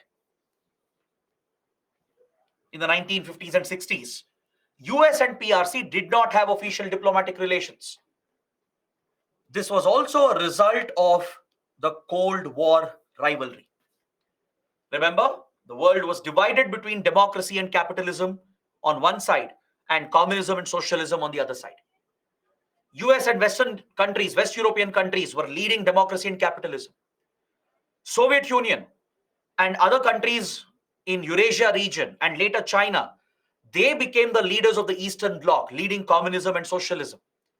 The world was divided on ideological lines. So there was no way that US would recognize the Communist Party of China and the PRC government. Also, the US opposed the annexation of Tibet, the human rights violations and atrocities that were happening. Is that clear? So US did not have relations with PRC for many years. It had recognized Taiwan. It had recognized Republic of China for a certain point in time. Then what happened? Remember, we have discussed this. US President Nixon and his national security advisor, Kissinger, they made it a priority from 1969 to 1970s to establish ties with the PRC. If you guys remember, we studied this under India-Bangladesh while talking about the liberation of Bangladesh war. The then US President Richard Nixon and his national security advisor Henry Kissinger, they came up with a strategy. They came up with a foreign policy priority, which was to recognize the PRC and establish official ties with the Communist Party of China. Why? For two reasons. They thought by aligning with China, they could push China away from Soviet influence in the Cold War. They believed communist group can be divided. That if US directly builds ties with PRC, right, PRC will also appreciate the American recognition. It would mean US will accept one China principle, it will cut off ties with Taiwan. So PRC will have a motivation. And US could use that influence to push China away from Soviet influence, to create a division within the communist world. Along with that, US saw an economic opportunity in China. China was the world's most populous country, a very large country with resources, and it was on the verge of introducing reforms. So China was about to open up its economy, and the Americans saw China as a huge market, a massive, lucrative market, which could work in favor of American companies. So driven by these economic and geopolitical objectives, US established ties with the PRC, recognized PRC, and guess who mediated between them? Of course, it was Pakistan. Pakistan acted as a mediator, helping Nixon and Kissinger set up ties with PRC. This is what we had studied under India-Bangladesh. As Pakistan had very good ties with US and with PRC, right? It brought the two sides together through secret meetings and allowed US and PRC to establish official diplomatic relations. With this, US agreed to one China principle and cut off ties with Taiwan, but it did it in a very clever manner. It has used very cleverly crafted words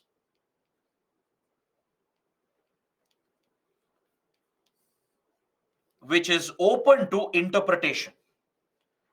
US, even though it accepted one China principle and cut off ties with Taiwan and gave recognition to PRC as the legitimate and only government of China, it included few cleverly crafted words in the agreement which allows US to give that a different interpretation.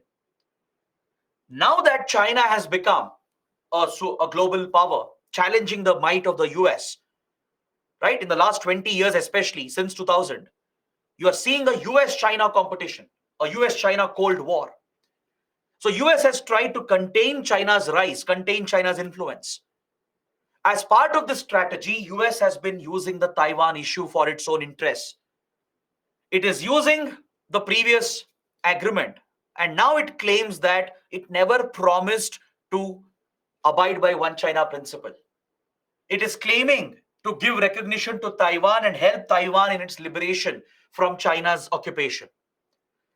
That explains China's close ties with Taiwan, including very close defense relations. The US not only has close economic ties with Taiwan, it has even supplied weapons. It has given military support, intelligence support. In a way, it has instigated Taiwan for its own self-interest. The American self-interest is to put China on the back foot, create problems for China in its neighborhood, because US and China have a rivalry going on. From 20 to 30 years, US has been trying to contain the rise of China and its influence, and picking the Taiwan issue is the most favorite topic for the US. This is part of their geopolitical game. All right, in 1970s, they sought ties with PRC. They sought friendly relations.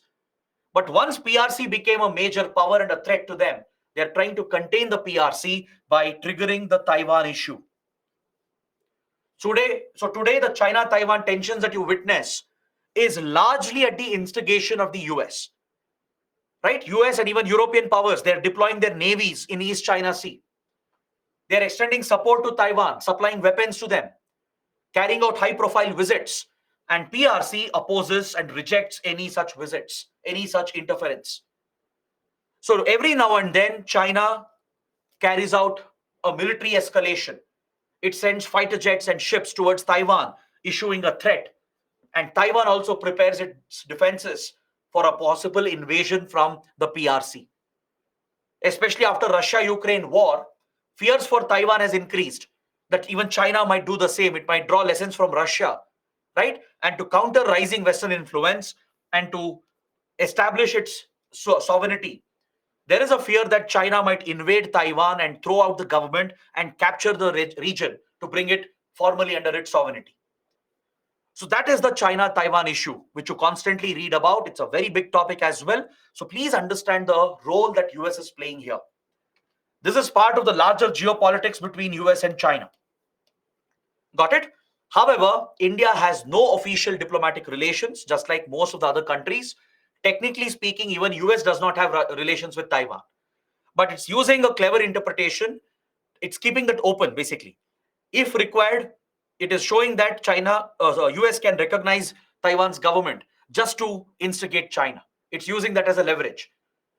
So it continues the close economic relations. It has provided defense supplies as well, supplied weapons to increase the military strength of Taiwan to stand up against Chinese aggression and a possible Chinese invasion. So this remains a standing issue, the China-Taiwan issue and how US gets involved between them. China-Taiwan issue and the interference of US and Western countries. They have been providing diplomatic and military support.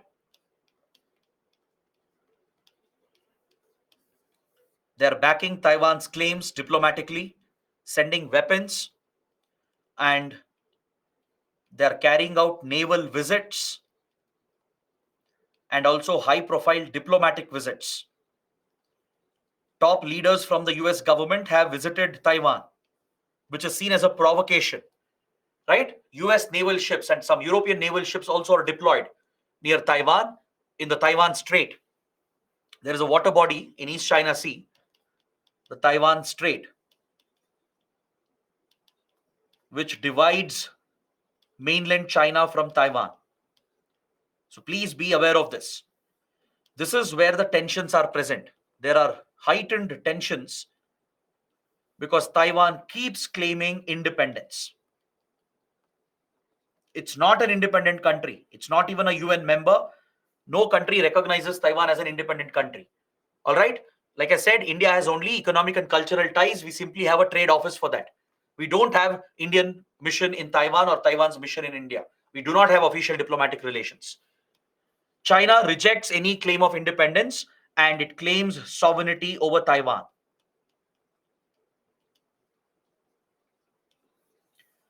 The US, which had initially recognized PRC and its sovereignty over Taiwan, is trying to exploit the situation now in the last 20 years, trying to instigate Taiwan's claims, causing a escalation between the two sides, very similar to how US and Western countries instigated Ukraine and Russia. In the Russia-Ukraine war, right, there is a clear Western role, a role of NATO, a role of US and European countries, where they tried to pull Ukraine on their side, which instigated Russia to attack Ukraine. Something similar is happening here. It's a larger geopolitical game designed to contain China and to curb China's rise and influence. It's part of the rivalry, the Cold War rivalry between US and China, Western countries and China. Understood? So please pay attention to this development. It's a very, very important topic on its own. So why did we discuss this? Because it's in news constantly and it is related to the Chinese Civil War. It's related to the past, the history. It's related to the very formation of PRC, the modern Chinese state that was set up by Mao Zedong through the Communist Party of China. So this explains my detailed discussion of China's past, China's aggression, and some of the current issues it has with other countries. Is that clear? It has also given insight into India's initial approach when PRC was established. So we will continue this discussion after a short break. We will see how ties developed between India and China. We will understand what happened after the PRC was established. Right? I just told you that India recognized the PRC. We wanted friendly ties. We wanted to resolve the border issues, if any. We also took some precautions by building closer ties with Nepal, Sikkim, and Bhutan. We did have our concerns, but we also sought friendly ties because China would eventually be our neighbor. So clearly, our initial approach was actually a friendly approach. We celebrated when Chinese civil war ended with the victory of the Chinese people, the masses. We didn't support the Communist Party or Maoism, but we were in favor of the Chinese people who had suffered for centuries, just like Indians had suffered, mainly under colonial exploitation and outside exploitation. So we had such common sentiments with each other, right? So, given the shared history, the shared past, and also the reality that now India, China were neighbors, the then Nehru government reached out to PRC, gave recognition, and sought friendly ties with the country. Understood? So, please remember this. After the break, we'll come back and we will discuss what happened later. There are some very interesting developments that took place. Things would change very quickly. In fact, initially, even PRC was slightly friendly towards India, as both came from the same imperial colonial past. We both were exploited by colonial imperial powers, right? We understood each other. China had faced exploitation from imperial fascist Japan, from European colonial powers. India had faced exploitation from imperial colonial powers in Europe. Because of this common shared history and India's recognition, a friendly relationship did begin initially in 1948-49. But later, things would take a different turn, a different trajectory altogether. Is that clear? Because once PRC annexed Tibet, India's fears were coming true. Also, understand our recognition given to PRC was actually before the annexation of Tibet. Right? The tendencies were there, the aggressive expansionist tendencies were present. We knew the Maoist ideology was violent, but out of friendly relations, out of a friendly gesture, we had given recognition and we sought friendly ties, and PRC also reciprocated. But very soon things started turning with the annexation of Tibet by the PRC. So, this is where we'll begin our discussion for the next part, which we will start after a short break. We'll discuss from 1950 till now all the major events and developments that will basically complete this chapter. All right. So, I'll see you back in 15 minutes. It's 6:42. Take a 15 minutes break. So, a few minutes before 7. Let's say we'll come back by 6:58. All right. Let's come back. Let's come back and start at 6:58 p.m. Is that fine? So I'll see you back in 15 minutes.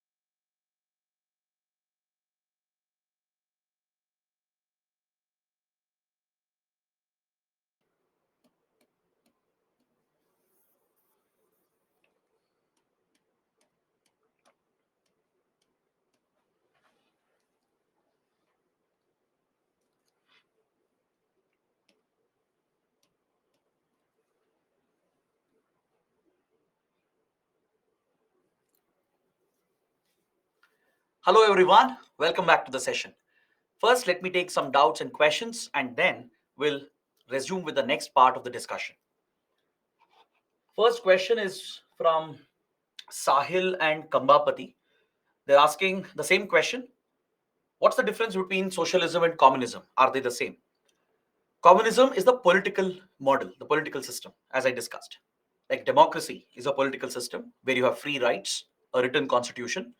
Communism is the opposite of that, where it's the rule of the commune. The state controls everything. The state determines the policies, it determines the economic policy as well, right? Socialism is the economic model where the state, the communist state, provides for welfare, distributes the resources, determines the manners and the methods of production in the economy. So, socialism is the economic model that complements the political system under communism. All right, just like democracy and capitalism go hand in hand, communism and socialism go hand in hand. They are the political and economic systems, respectively. Next, Ravi is asking, sir, is it true that the only reason of 1962 war was that China wanted to capture Aksai Chin? I'll come to that. It's a good question. I will answer that specific point when we discuss the India-China boundary dispute. That is the next point of discussion. We will talk about the 62 war in detail. We will discuss the boundary issue as well today. So I will address this point. Don't worry.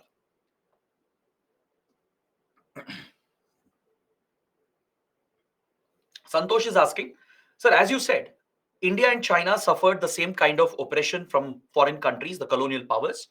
Then why didn't we become like China? Why didn't we become a communist country and an aggressive country? Please understand the fundamental difference between India's freedom struggle and China's civil war led by Mao Zedong and the Communist Party. Under Maoism, what did we learn? The inherent ideology itself was violent. It called for an armed rebellion. Mao Zedong and the Communist Party, they exploited the resentment, the anger amongst the masses, and they turned that into a violent rebellion against the state. Whereas in India, the freedom struggle was inherently non-violent, right? Especially under Gandhian ideals, thanks to Mahatma Gandhi's principles. We largely adopted a non-violent path. Of course, there were the revolutionaries as well, but by and large, our freedom struggle was non-violent, and this is also integral to the Indian civilization as well. It has to do with the non-violent nature of the Indian civilization. So that explains the difference between India and China.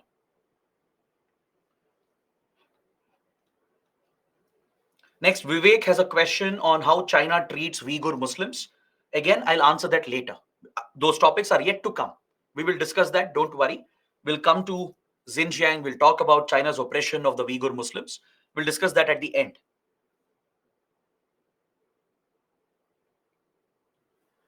Ravi is asking if Indians want to visit Taiwan, how to apply for a visa.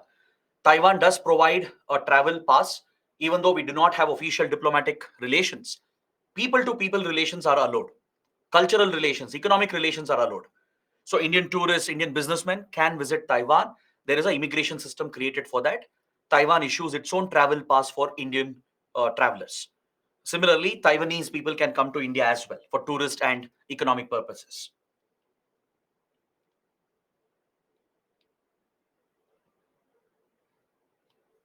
Prashant is asking, sir, should India recognize Taiwan right now? See, that would be a very provocative step from India. Indian governments have never considered that.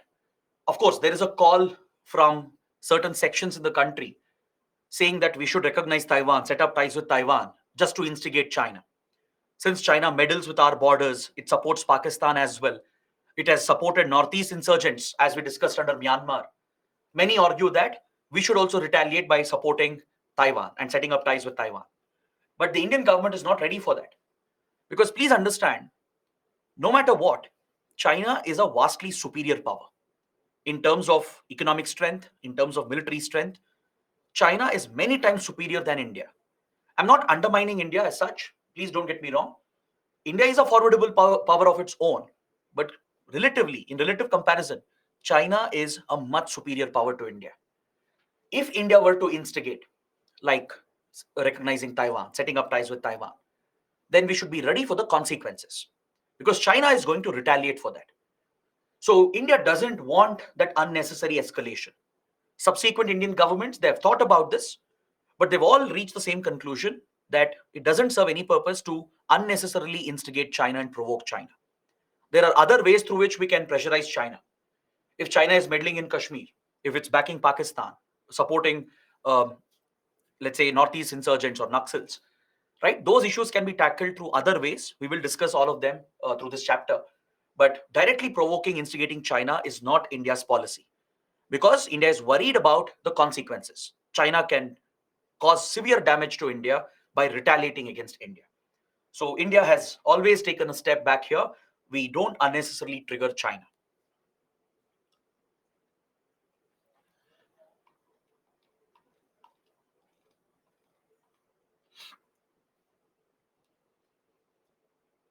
Sai Dinesh is asking, Taiwan participates in Olympics. How?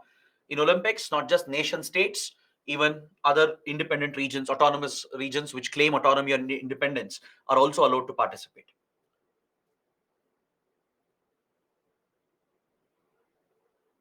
But please remember, China does take offense to it. China does not encourage Taiwan's participation in any sporting events, including the Olympics.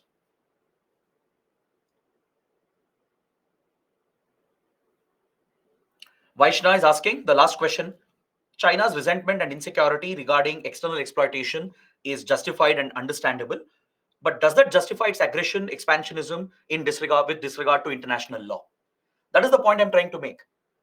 China's past, its historical suffering under imperial powers is understandable, right? In a way, the resentment is justified, right? Just like Indians have resentment against colonial rule, we can also understand what China has gone through, especially under Japan, right? But you can't use that as an excuse. You can't use historical oppression as an excuse to continue aggression and expansionism today in modern times. That too by breaking international law. We live in a modern civilized world which is governed by a set of rules. As far as international issues are concerned, there are a set of international rules and laws under the United Nations which countries are expected to follow and abide by. If countries break down rules, if we violate the rules based order, then that is the collapse of a civilized system and a society. So China's aggression today, it cannot be justified. It can't be explained by giving excuse based on historical oppression and exploitation. Of course, it is not justifiable. All right. So, guys, these were the questions. Now, let's come back to our discussion. Let's start with the modern relations between India and China. We have covered the history, the past. We understood the Taiwan issue as well, which is related to that. Now, let's see how India-China relations developed. As I told you before the break, India reached out to PRC. We reached out with the hand of friendship, right? Because of our similar struggle, because of our past, we understood the resentment of the Chinese people. We congratulated them when they won the civil war, even though we didn't agree with Maoist violence, right? We did sympathize with the Chinese people and their suffering. So India gave recognition immediately. We recognized PRC as the legitimate government. This was a friendly gesture from the then Nehru government. But we did have our concerns because China's inherent violent ideology, its expansionist tendencies were becoming visible by 1949. And as India expected, our fears came true. In 1950, China would annex Tibet in a violent takeover. It was a forceful annexation, a forceful takeover of the Kingdom of Tibet, which was supposed to be an independent, autonomous kingdom. But based on its historical claims, claiming that Chinese empires ruled over Tibet centuries ago, the PRC expanded its territory, captured Tibet, and started oppressing the Tibetan Buddhists. It committed large scale human rights violations. And overnight, it became a neighbor of India. Now, this is where problems began for India. India's biggest concern was, of course, would PRC recognize the British era boundaries?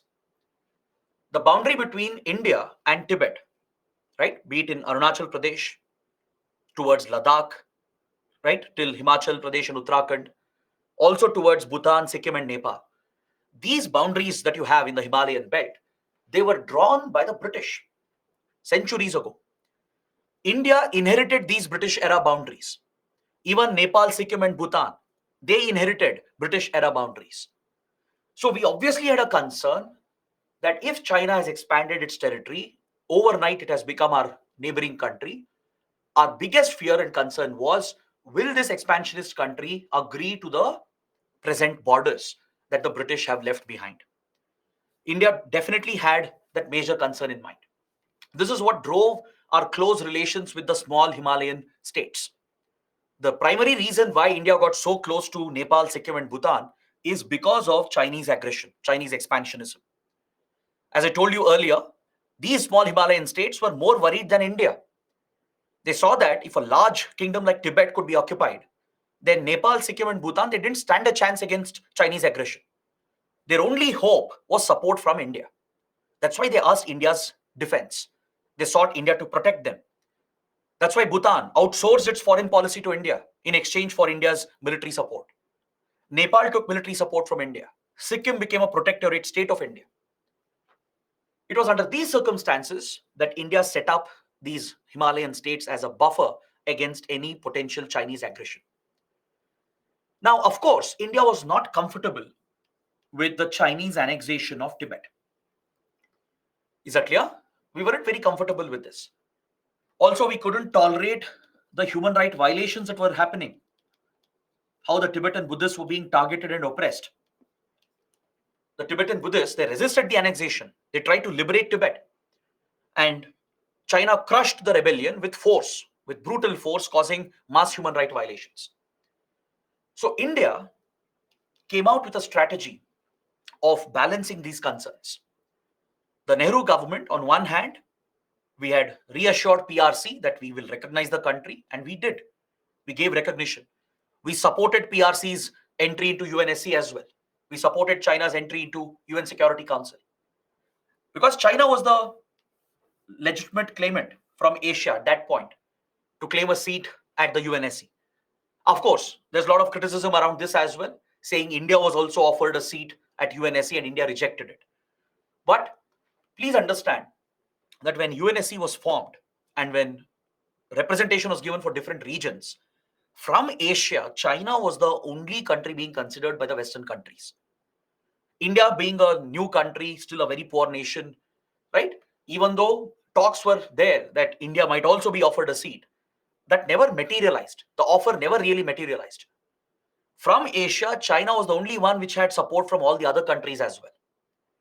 Is that clear? So India had to take the ground reality into account. And accordingly, India backed China. We did extend a hand of friendship, recognized PRC, didn't set up ties with Taiwan. We accepted one China principle as well. But parallelly, we started taking certain measures.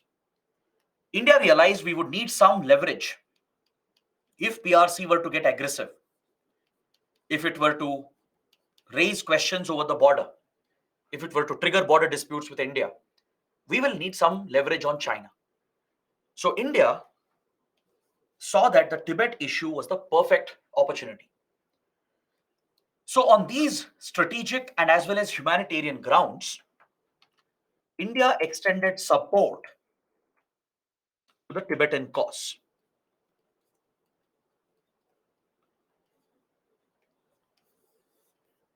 India expressed concern about what was happening in Tibet. We were worried about China's expansionism. We were concerned about the human right violations. So, on humanitarian grounds and as well as on strategic grounds, India raised its voice against the annexation, especially against human right violations. The moment India did this, China took offense to it. China interpreted this as Indian interference,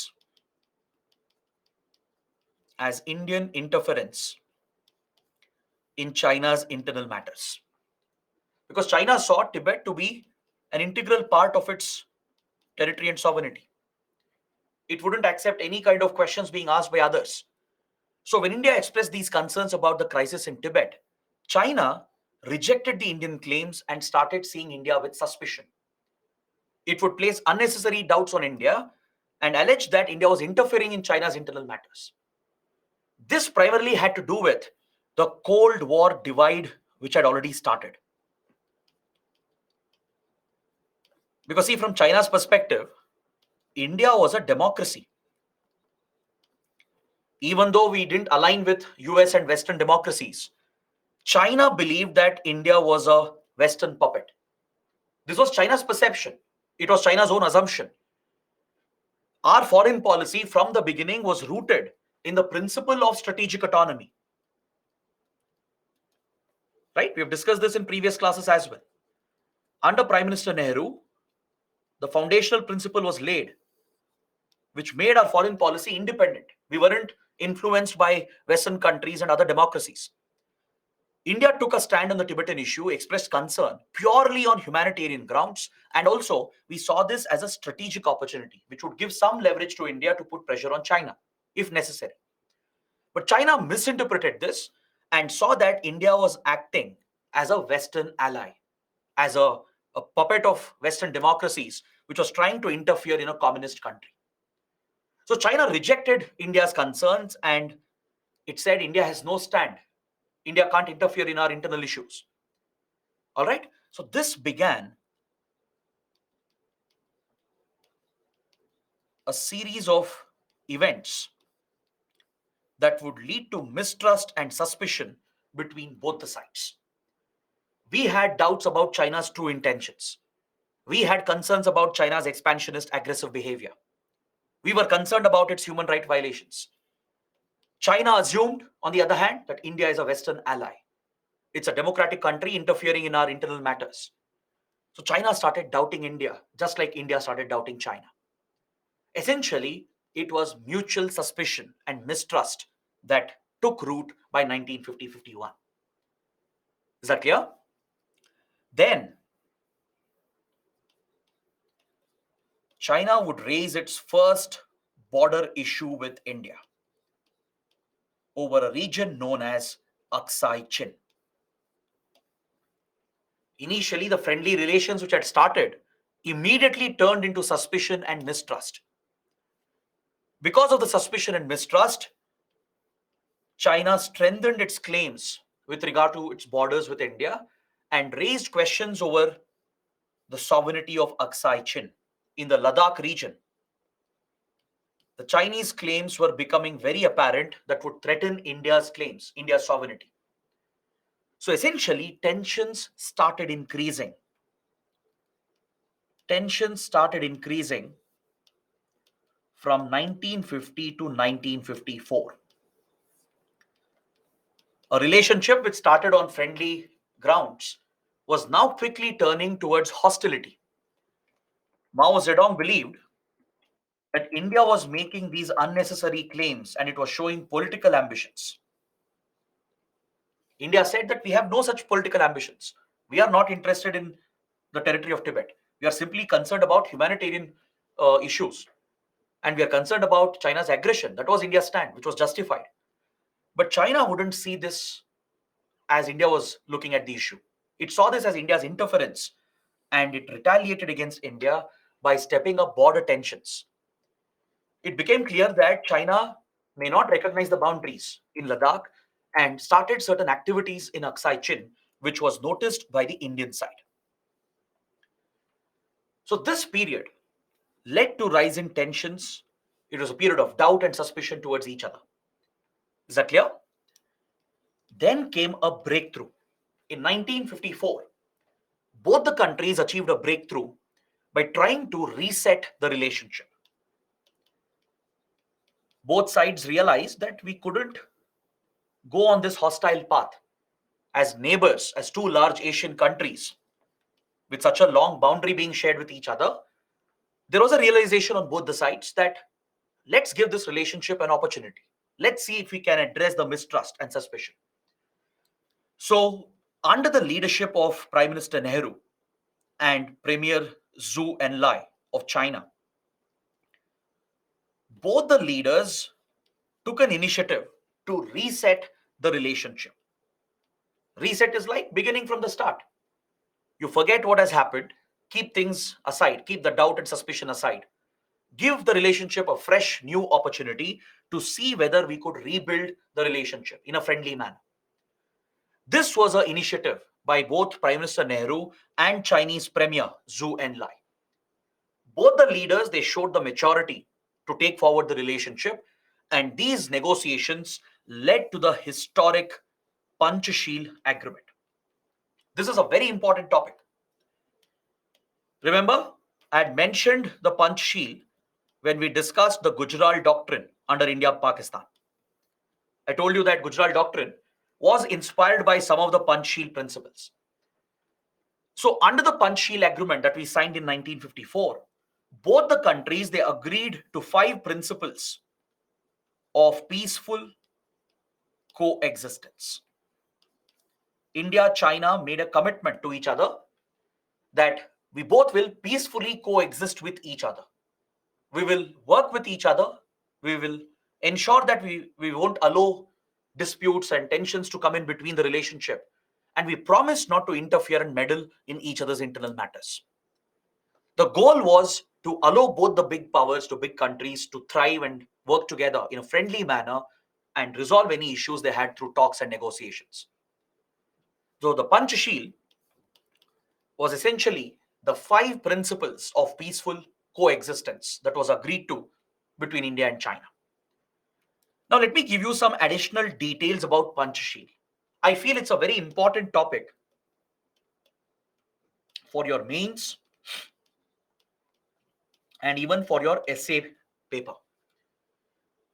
Because even though it's an old topic, Panchsheel has a lot of relevance in geopolitics and in international relations. Its application is much beyond India-China relations. These principles are recognized by various international organizations, by several other countries as well. Believe it or not, China has signed similar agreements with many other countries. China and Indonesia, for example, even they have the same principles of peaceful coexistence which has been signed between them. China has used the same principles later in other relations. Several international organizations and even at few international summits and conferences in 1950s, Panchsheel principles were widely recognized and appreciated. So you should know the background and you should know what the 5 principles are. These principles are drawn from Buddhism. This idea of Panchsheel, right? It's a Buddhist ideology. It comes from the core principle of Buddhism, which is ahimsa, which is non-violence, and the approach to resolve dispute should be non-violent. This is the core tenet of Buddhism. So as Buddhism is a common connect between India and China, right? Historically, as we discussed, Buddhism traveled from India, took birth in India, and traveled towards China. So since historical times, Buddhism has been a common connect. So both the countries, they relied on a Buddhist principle. These 5 principles, they basically apply for a Buddhist monk. In Buddhism, the Buddhist monks, they are advised to be guided by the 5 principles of peaceful coexistence.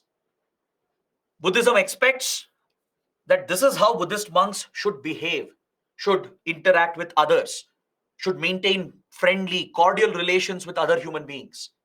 It is a guide. It's basically a path for a Buddhist monk to achieve nirvana, to achieve cordial existence with the surroundings, the environment, and the other people in the society. So this guide that exists in Buddhism for a Buddhist monk, right? This was taken as an inspiration to come out with the 5 principles of peaceful coexistence. It was adopted to diplomacy, to geopolitics. That is what makes Panchsheel so interesting, right? We have drawn from a Buddhist principle and adopted that in geopolitics. The first principle says that you show mutual respect for each other's territorial integrity and sovereignty. Just like a Buddhist monk would respect your space, your ideas, and tolerate your views and visions. Similarly, 2 countries were expected to respect each other's integrity and sovereignty and show mutual respect towards each other. That is the first promise. Next, mutual non-aggression, essentially non-violence, the core tenet of Buddhism. Even if there are issues, right? In any relationship, there will be differences, even in our personal lives, correct? With our parents, with our children, with our siblings, right? Our spouses, our boyfriends, girlfriends, we will have differences. Despite how close you are, despite how much you respect the other person, you will have some difference or the other. Now, does that mean you'll get violent against them? You'll get aggressive against them? No, right? The same logic applies here.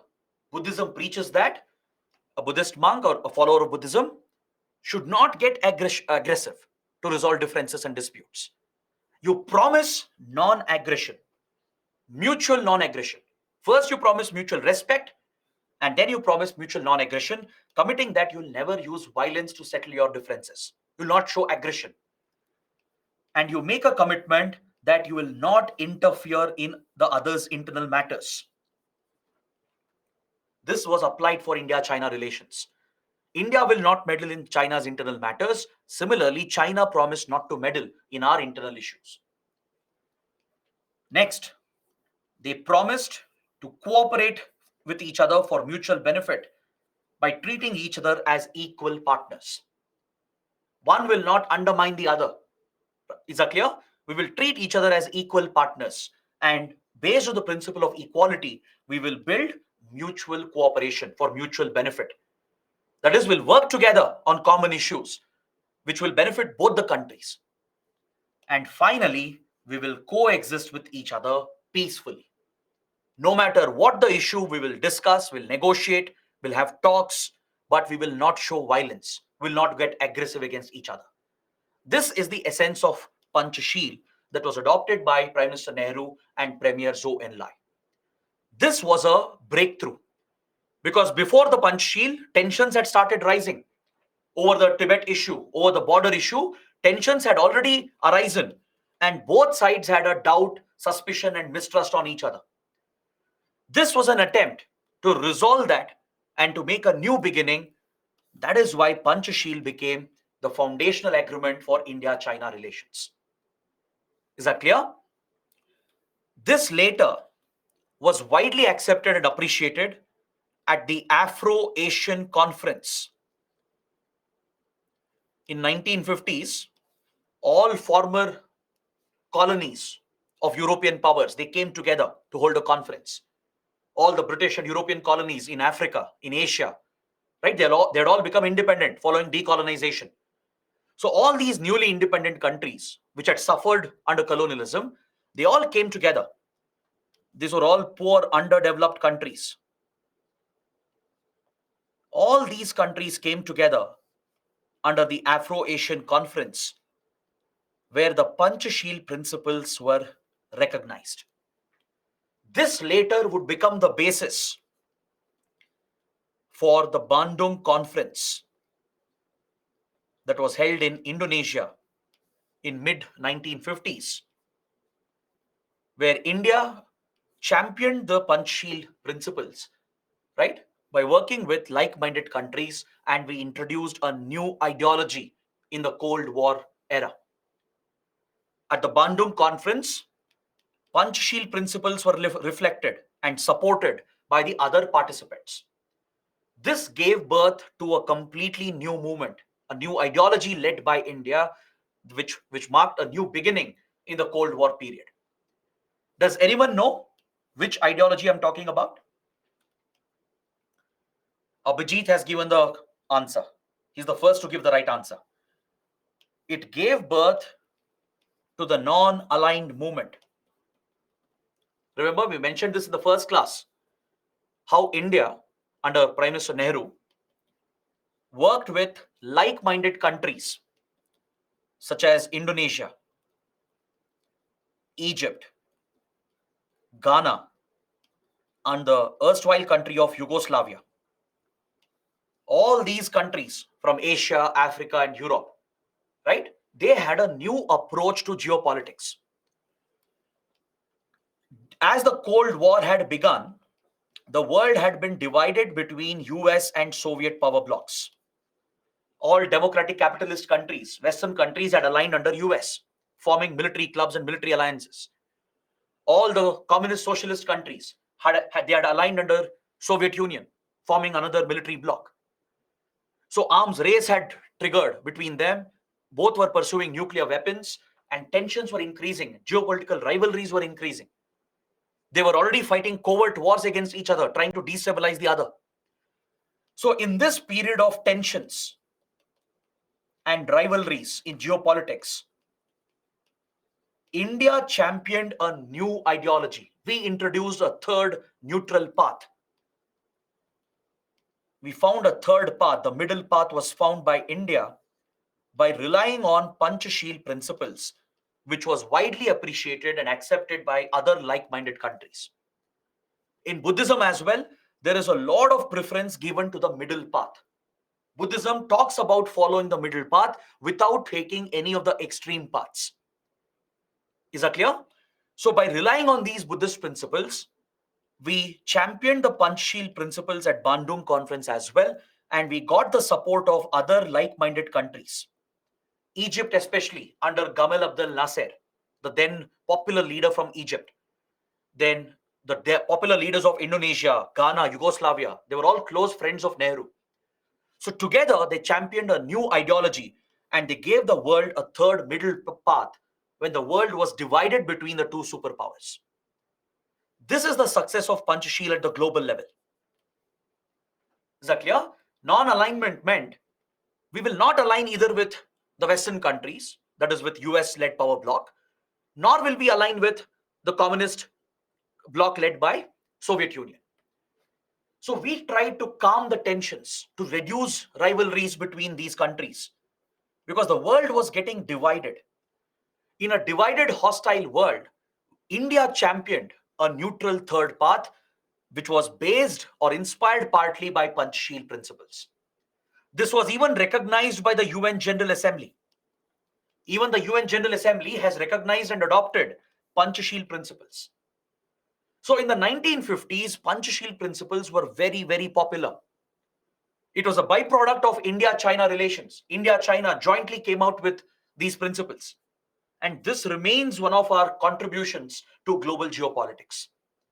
Today, it may not have relevance. In fact, Panchashil agreement broke down within 1 year between India and China. That's another story altogether. Between India and China, Panchashil principles, they were not at all effective. Because within months, China would break its commitment and later India also would break the commitment. Neither of the countries have followed the Panchashil principles in our bilateral relations. But still, in international relations, Panchashil remained relevant throughout 1950s.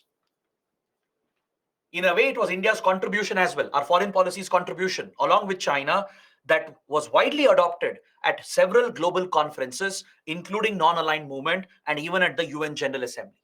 So please know about this.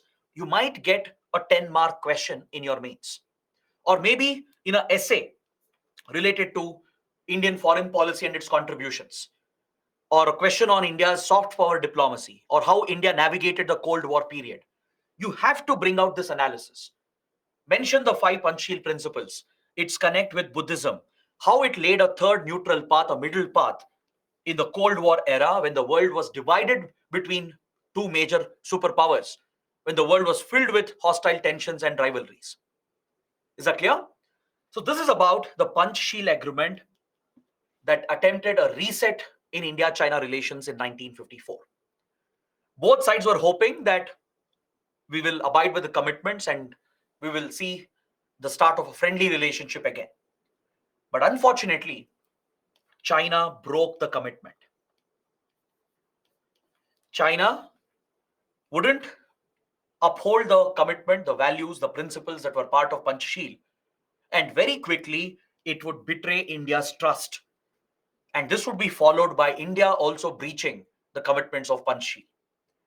So this began a series of escalating events from 1954 to 1962, which eventually led to the war based on the border dispute that was about to escalate. Is that clear? From 1954, China took some escalatory steps, especially with regard to Aksai Chin. As a student was asking, 1962 war was primarily about Aksai Chin. In a way, you're right. Aksai Chin was the root cause, one of the primary causes, and there were other related causes as well. China's attempt to capture Aksai Chin to itself for certain reasons led to the breakdown of Panchsheel reset, and tension started increasing between the two countries. India would also go on to take escalatory steps to retaliate against China, causing a major rise in tensions, which ended with the 1962 war over the boundary dispute. So, this is where I would like to explain the nature of the boundary dispute. I'll show you a couple of maps. I'll help you identify the locations where we have the major disputes, and we'll trace the origin of the boundary dispute. Is that clear? So over the next few minutes, we will focus entirely on the border dispute between India and China. So please concentrate, stay with me, look at the maps. If you have Atlas with you or a Google map with you, mark some locations and also note down some key points that we will be discussing. It's a very, very important topic. Let's trace the origin of India-China boundary dispute. Let's understand all the details, because this is crucial to understand the present clashes that have happened in Ladakh. If you guys remember, we spoke about Doklam dispute. We have covered Doklam issue under India-Bhutan. So you already got a basic idea what is the nature of boundary disputes that we have. But let's look at the origin. Let's look at the different regions where we have these disputes present and why the dispute started. So I will be showing you the disputed map of India. No one should take offense to this, because without the disputed map, you cannot understand the nature of the boundary dispute. If I show you the official political map of India, right, which we can, it will be harder to explain and make you understand what is the nature of the boundary dispute. So I have to use the disputed border because this is the reality on the ground. These areas are disputed. Of course, we are not giving up our claims. Our official claim is that China has occupied our territory. Pakistan has occupied our territory. We had this discussion under Pakistan as well, right? I showed you POK, where the LOC is present, how Pakistan captured Indian territory illegally. Similarly, the stand is the same. We're not denying that. China did annex Indian territory. It remains under the illegal occupation of Indian territory, right? But to understand, you have to look at the disputed map. All right? So don't take offense to the map. Please concentrate. Here you can see the Jammu and Kashmir Ladakh region, which is clearly marked and highlighted. You can see POK on this side, Pakistan occupied Kashmir. Correct? You can see line of control, which is the temporary border with Pakistan in Kashmir region. This here, this orange shaded area, this is Aksai Chin. Historically part of Ladakh region. All right? And India sees Aksai Chin as part of its territory. We see this as part of Ladakh because historically Aksai Chin has been part of the Ladakh kingdom. At one point, Ladakh was a princely state, even during British rule. Got it? So Aksai Chin has been part of the then princely state of Ladakh. It later merged with Jammu and Kashmir, the kingdom of Jammu and Kashmir. And of course, India sees Aksai Chin as part of our own territory. When the British granted independence, later when Raja Hari Singh would merge J&K with India, and when Ladakh also merged with India, all these territories as they existed, right, according to the British maps and boundaries, they became part of Indian territory. So India believed that we inherited British era boundaries, and back then the Kingdom of Tibet had no issues with these boundaries because these boundaries were signed, they were worked out between British India and the Kingdom of Tibet. The boundaries here in Ladakh, the boundaries towards Arunachal Pradesh, these boundaries were drawn several decades ago by British India with the Kingdom of Tibet. Understood? When the British set up these Himalayan kingdoms as buffers and signed treaties with them, these kingdoms pledged loyalty to British India, also promising to defend the British Indian colony from any Russian invasion from the north. And in return, they accepted the boundaries that the British had drawn. So in this region, in the Ladakh region, few British boundaries were drawn back in the 1800s that became the de facto official boundaries here, We accepted those boundaries, inherited those boundaries post-independence. Kingdom of Tibet didn't have a problem with that. But the moment China annexed Tibet in 1950, India had concerns. We knew that China might create problems. We knew China may not accept British era boundaries. That is exactly what happened later. All right.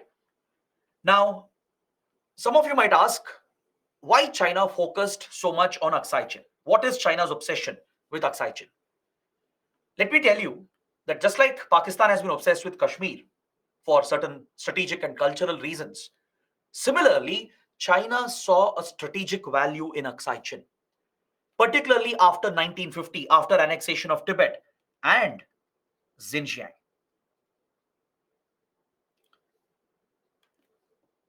As we studied, China quickly expanded its territory. The PRC displayed its expansionist intentions by occupying Tibet and Xinjiang and expanded the territory of the country. Following this annexation, there was a rebellion both in Xinjiang and Tibet. Would rebel. Obviously, they wouldn't accept Chinese annexation. They tried fighting for their independence. Similarly, in Xinjiang, the natives, who are the natives here? The Uyghur Muslims, who are connected with other Central Asian ethnic groups. Xinjiang is very close to Central Asian region, right? There is a historical connect between today's Central Asian countries, Xinjiang, and with Kashmir and parts of Pakistan and Afghanistan. Since ancient medieval times, there is a cultural historical connection between the people and the region here. So when China occupied Xinjiang and expanded the territory, it started oppressing and targeting Uyghur Muslims as well in Xinjiang.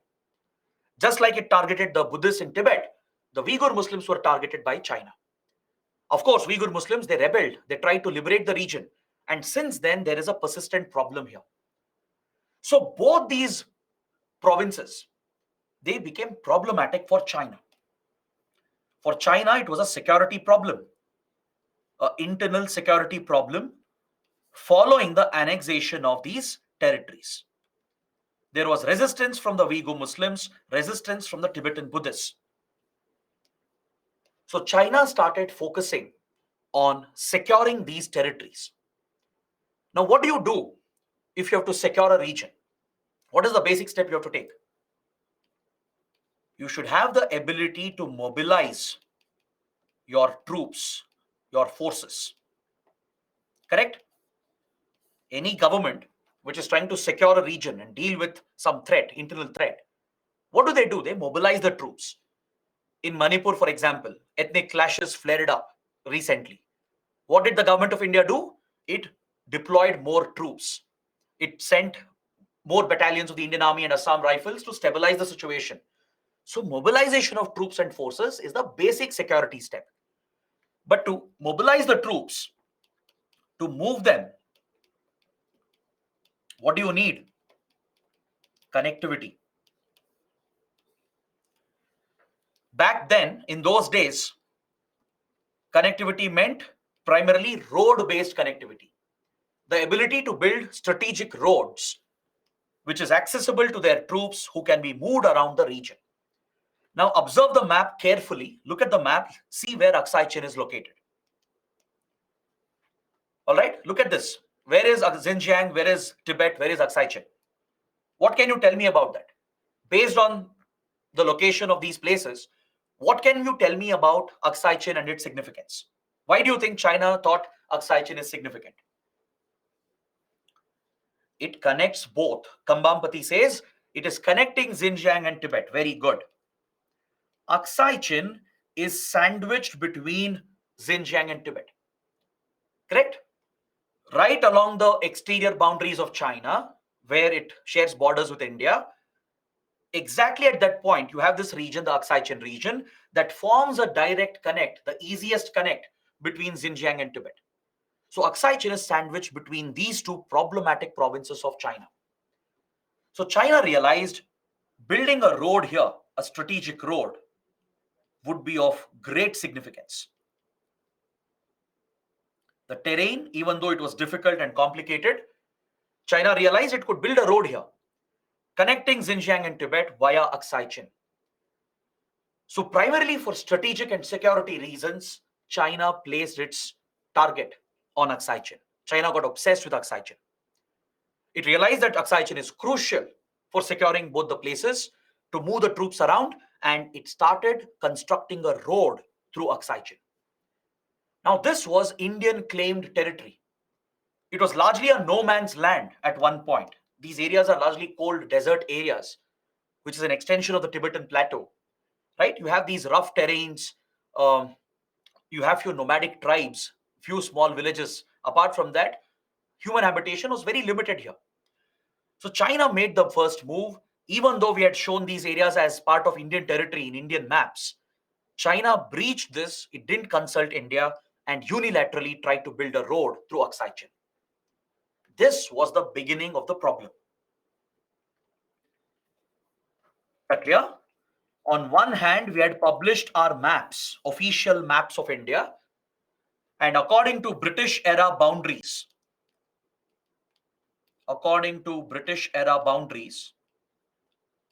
we had shown Aksai Chin as part of Ladakh, as part of Jammu and Kashmir.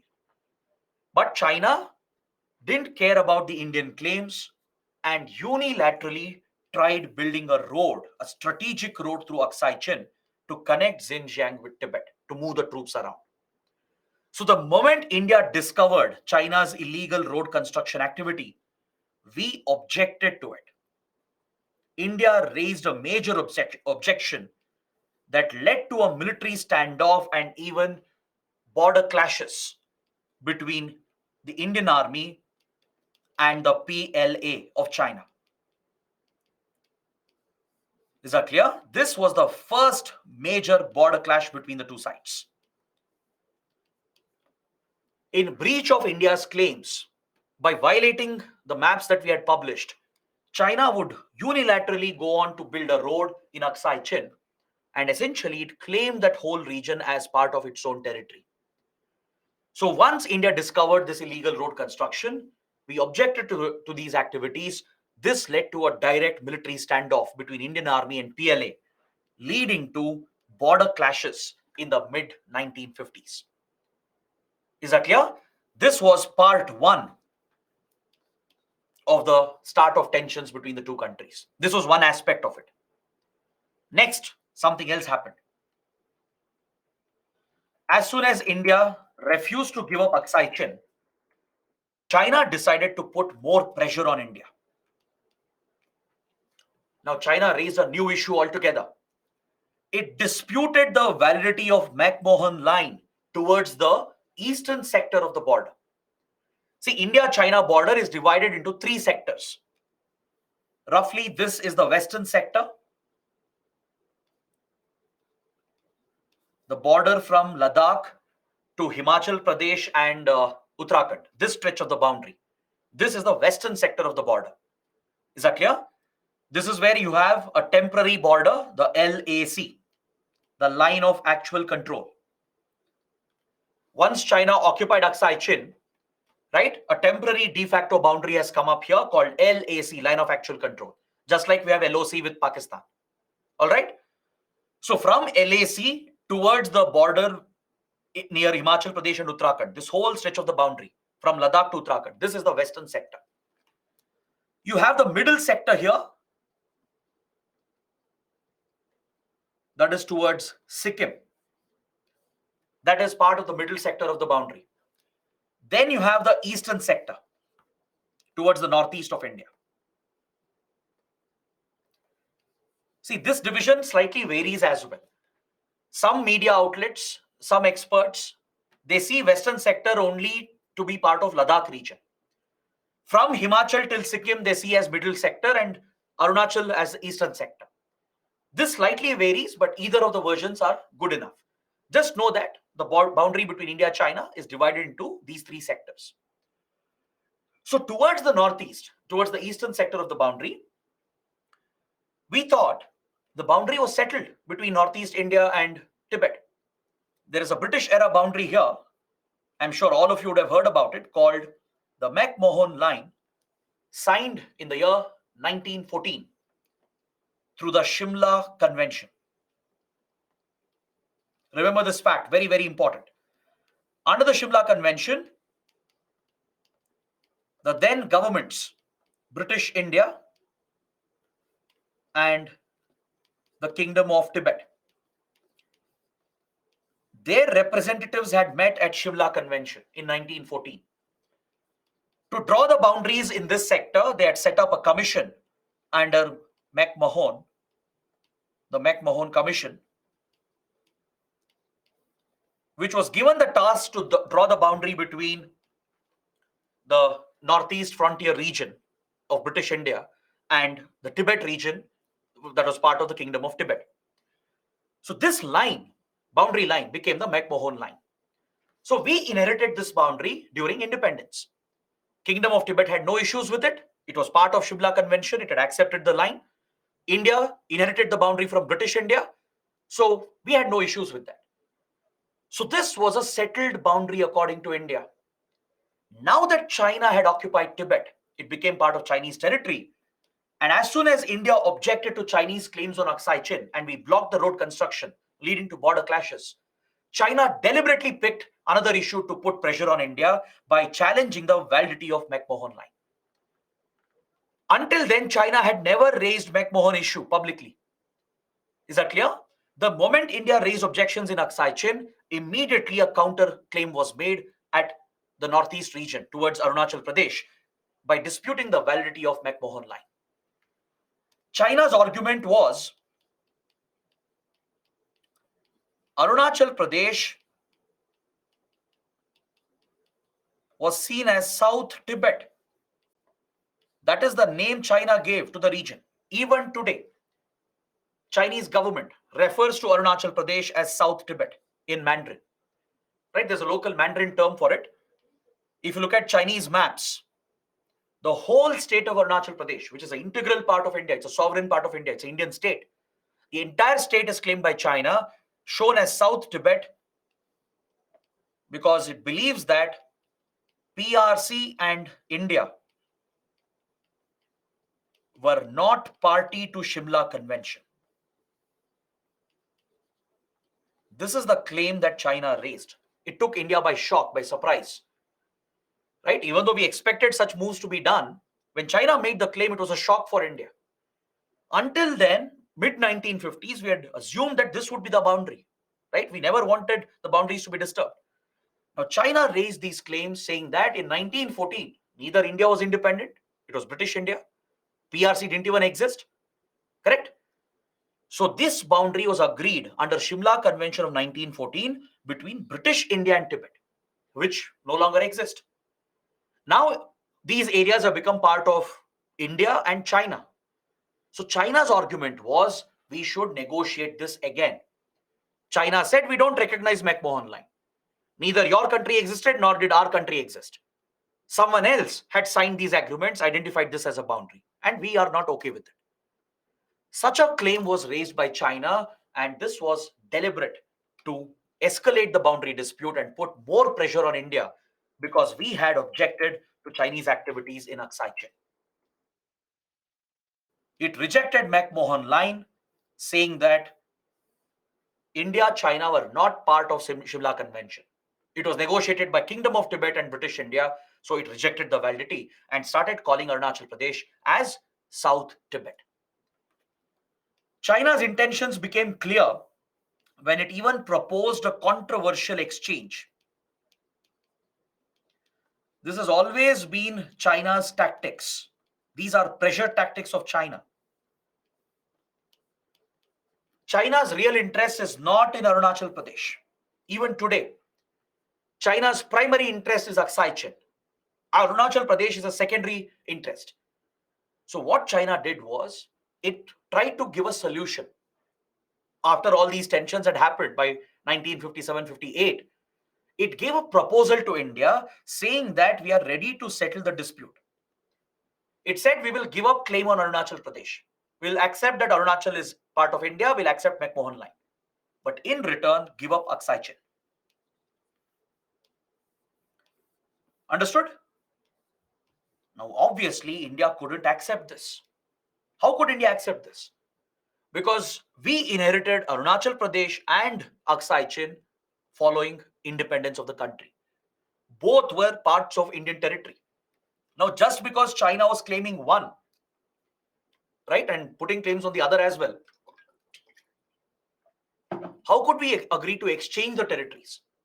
This was not a fair solution. It would only benefit China. China would get hold of Aksai Chin because it was strategically important for China to connect Xinjiang and Tibet, right? We would lose Aksai Chin to retain Arunachal Pradesh. This was unacceptable to India because that would be a loss of Indian territory. India's belief was very clear. We firmly believed that both Aksai Chin and Arunachal Pradesh are an integral part of Indian territory that we inherited from British India. There's no question of giving away one territory to China. So India rejected this proposal, and following this, tension started rising. Is that clear? So this was China's direct interference, deliberate interference, because its obsession was Aksai Chin. Its primary target was to take over Aksai Chin to build strategic connectivity projects to link Xinjiang with Tibet. And it disputed McMahon Line's validity for this purpose, claiming Arunachal Pradesh as South Tibet. That is how the boundary dispute began. Is that clear? At this point, Aksai Chin was still not entirely occupied by China. China only had started constructing a road, right? India had objected to it and the tensions had increased. Then began a series of events where India tried retaliating against China. Now that China had put India under pressure, raised disputes with India, questioned our sovereignty, and even caused border clashes, right? India had to retaliate, and it led to a series of developments. I'll point them out one by one. In 1959, something happened in Tibet. There was a massive uprising inside Tibet. 9 years after annexation, the Tibetan Buddhists, they had enough of it, right? For 9 years, they had been oppressed and targeted and pressed down by the Chinese authorities. They rose up in a mass rebellion under the leadership of a young Dalai Lama. The current Dalai Lama, who's very old right now, was a very young boy at that point. Dalai Lama is a spiritual leader, the spiritual figurehead of the Buddhists. So, under the Dalai Lama, all the Tibetan top Buddhist clerics and monks, but they organized themselves. They worked with all the Buddhist monasteries in the region. The Buddhist monasteries had become hub of Tibetan politics, right? Tibetans were clear they had to fight for their independence, liberate the region from Chinese occupation. So they rose up in rebellion. It was an organized attempt to liberate the region. But as you can expect, China crushed the rebellion.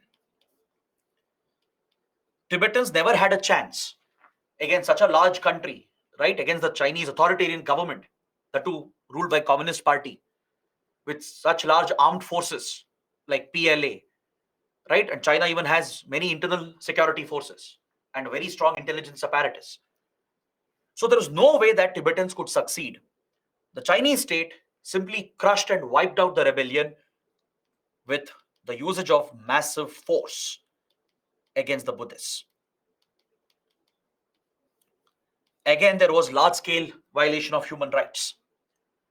So following this, the Tibetans had to evacuate. They had to run for their lives. China wouldn't hesitate to kill them in large numbers. Several Buddhists were killed, following which there was an exodus of Tibetan Buddhists, including the Dalai Lama himself. It triggered a massive refugee crisis in the region. Thousands of Tibetan Buddhists under the leadership of Dalai Lama, including the Dalai Lama himself, they fled Tibet, came down the Himalayan mountains, and sought refuge in India and Nepal. They requested India for asylum, asked India for help on humanitarian grounds. Is that clear? Following the uprising and its crush by the Chinese forces, there was an exodus of Tibetan Buddhists, including Dalai Lama. They came down the Himalayan mountains, sought India's help and protection. At this point, India took a strategic call. First, we saw this as a humanitarian issue. Given our connection with Buddhism, with Tibetan Buddhists and Tibetan Buddhist monasteries, we saw this as a moral obligation to protect them, help them, right? Largely on humanitarian grounds and moral grounds. We also saw this as a strategic opportunity. If such a major crisis was beginning inside China, inside Tibet, right, this would give India a leverage to poke China because of the boundary issues it had triggered with us. So India broke the Panchsheel commitment. If China could break the commitment, so could India, right? See, what did they promise under Panchsheel? China promised mutual respect, non-interference, respect for integrity and sovereignty, resolving any issue with talks, not with aggression. But in Aksai Chin and with regard to McMahon line, China had broken all the promises. Now it was India's turn, right? The Nehru government realized we needed leverage to put pressure on China as well. Plus, we saw this as a humanitarian crisis, as an obligation, because as a responsible member of the UN, India was committed to human rights from the very beginning. So to send out the right message, to protect the Tibetans and the Dalai Lama, and to gain a strategic leverage over China, we accepted the Tibetan refugees. We even convinced Nepal, because Nepal was very influenced by India. We convinced Nepal as well to accept few Tibetan refugees. We granted them asylum and settled the refugees in India in two major refugee camps. Understood? Do you know where the Tibetan refugees are settled? Any idea? In which parts of the country do you find Tibetan refugees to be settled? You'll find them even today. There were two major camps that were set up by India. Very good. One is Dharamshala, the beautiful town of Dharamshala in Himachal Pradesh. This is where most of the refugees were settled. And this is also the seat of Dalai Lama. Even today, Dharamshala is the seat of Dalai Lama, the spiritual figurehead, the leader of the Tibetan Buddhists. At Dharamshala, India did something else. We not only settled the refugees and allowed Dalai Lama to take a seat, we allowed Tibetan Buddhists to form a parallel government. It exists even today. India allowed a parallel Tibetan government in exile to be established. Even today, this government promotes the liberation of Tibet. It fights against Chinese occupation and oppression. And this obviously became a major concern for China. The other place where Tibetan Buddhists are settled is in Kushalnagar in Karnataka. Between Mysore and Madikeri, right, you have a place called Kushalnagar. It's part of the Coorg district, the Madikeri district. So this is another major Tibetan settlement, refugee settlement. So since then, Tibetans have very much become part of the Indian society, right?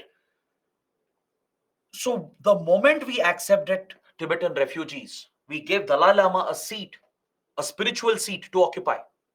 And more importantly, we allowed a parallel government in exile to be formed. Now, this was a direct challenge to China's sovereignty and its claims over Tibet. In China's eyes, think about China's perspective, how China saw this. It was like India accepting the anti-national elements of China.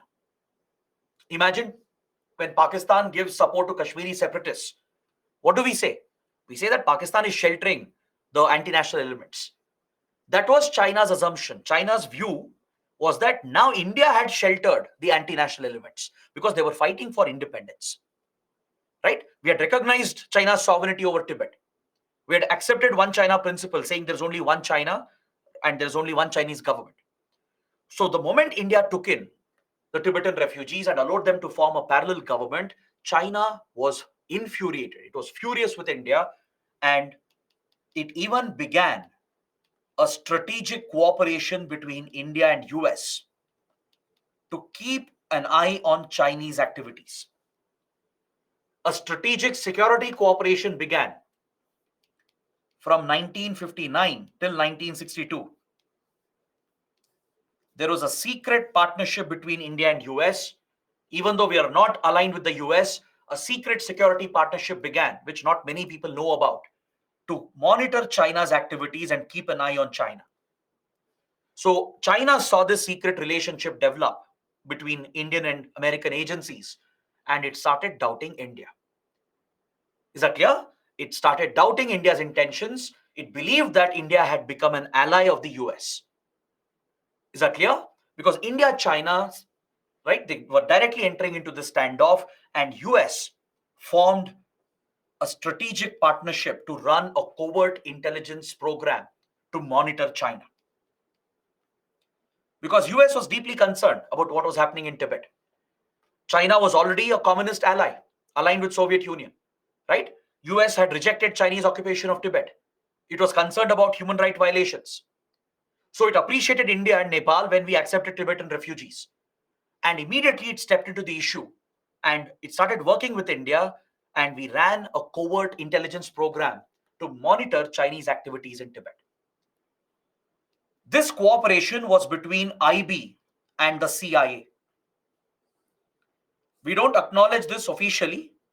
Even today, we don't acknowledge this secret partnership. Then we didn't have RAW. RAW was formed later in 1968. So back then, Intelligence Bureau was looking after both domestic and foreign intelligence of India. So IB formed a partnership with the CIA. This was CIA's initiative. It would help the Intelligence Bureau to monitor Chinese activities. Now, there were two objectives for India and US. One was to monitor China's activities in Tibet, especially against the Buddhists, the violations it was committing, atrocities it was committing. We wanted intelligence on this. So it meant we would work with Tibetan refugees. We would work with Tibetan Buddhists to generate valuable intelligence, classified information from Tibet. Second objective of India-US was to monitor China's nuclear weapons program, which had accelerated in late 1950s and early 1960s. China had begun nuclear testing. Is that clear? So US was petrified by this. India was deeply worried that China had started testing nuclear weapons. So there was a desperate need on both the side, on both India and US, on the part of India and US, to quickly monitor the nuclear program and testing of China. So this required the presence of intelligence agents in China. And who better than Tibetan Buddhists? So IB and RAW ran this covert program. They would recruit Tibetan refugees, build assets in Tibet to monitor China's activities, and even install certain surveillance equipment in China to pick up information, to pick up intelligence on China's nuclear activities. Is that clear? To run these covert operations, a special unit was created. A special force was raised, known as Establishment 22. It was a highly secretive force formed primarily of Tibetan refugees, all right, trained by the CIA. The CIA would provide training and weapons. The CIA would provide training. It would train them, provide weapons as well, and IB would assist in this entire program. In fact, near Uttarakhand, a secret base came up. Today, it's a major facility of RAW. As RAW took over foreign intelligence later, this secret base that exists in Uttarakhand, right? It has come under RAW later. Then it was under IB. All right. So at this facility in Uttarakhand, IB and CIA together would train the Tibetan refugees. Some of the refugees were recruited. They would be trained, given espionage training. They would be given arms training, how to handle espionage equipment. and they would be deployed across the border into Tibet to place the equipment as well and also build contacts to generate information on China. Is that clear? So they raised this secret unit called Establishment 22. This has been one of India's most secretive units even today. It exists even today. It's known by a different name. Does anyone know what is it called as today? Does anyone know what is Establishment 22 known as today? Or what does it do? Whom does it report to? Does anyone have an idea? Establishment 22 was later transferred. It was transferred to Research and Analysis Wing after it was established in 1968. All right, after IB was just assigned domestic intelligence, for foreign intelligence, a new agency was established by Prime Minister Indira Gandhi in 1968. That was RAW. With the creation of RAW, Establishment 22 was shifted and it was given a different name. It's known by a different name today. It's known as, none of them have got the right answer. I'm a little surprised. Some are saying Defense Ministry, ITBP, Home Ministry. No. Okay, Amrit and Vaishna have just given the right answer. It's called the SFF, the Special Frontier Force. Establishment 22 was renamed as SFF, the Special Frontier Force. It's one of the most secretive covert units of India, functioning under RAW. Today, it functions as the armed branch of RAW. It gives armed support to RAW's covert operations in foreign countries. Initially, it was entirely made up of Tibetan refugees. Now, others are also recruited from Indian Army and other armed forces. It's a special force unit. Like Indian Army has Para-SF, Para Commandos. Navy has Marcos, right? Marine Commandos. Indian Air Force has Garud Commandos, right? Similarly, the SFF is a special unit, a special force unit of RAW, giving armed support for RAW's operations, covert operations abroad. SFF has seen action in many other theaters later. Initially, its purpose was only to generate intelligence in Tibet and China. Initial focus was only on China, but later, SFF has been used in East Pakistan, in Sri Lanka, in Kashmir, against Pakistan as well, and in several other foreign covert operations of India.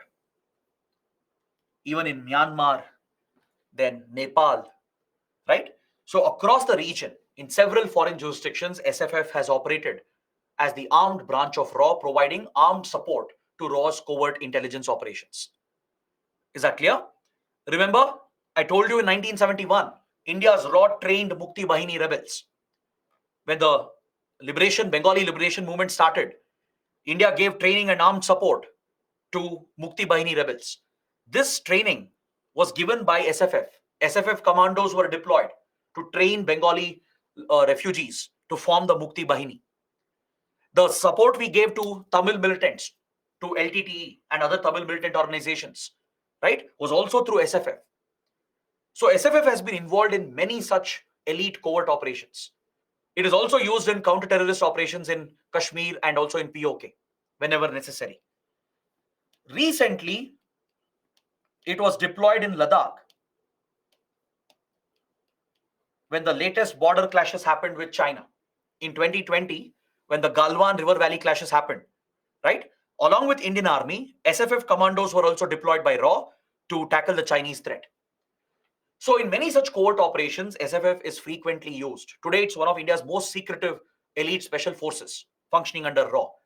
But its origin goes to 1959 when US set up this outfit with the help of IB. It was raised under IB as Establishment 22 with the direct support from CIA of the US. All right. So as India-US launched these covert operations, of course, China got to know about it. It knew India-US were collaborating secretly, running covert operations against it. Plus, we had sheltered Tibetan refugees, allowed them to form a parallel government. So China saw this as a major escalation by the Nehru government. Right? China saw this as a major escalation and it decided that India should be taught a lesson, that there should be a retaliation against India. This marked the beginning of heightened tensions, which finally led to the 1962 war. Understood? So, this is very, very important to trace these developments to understand what really happened. Now, let me give you another important point here.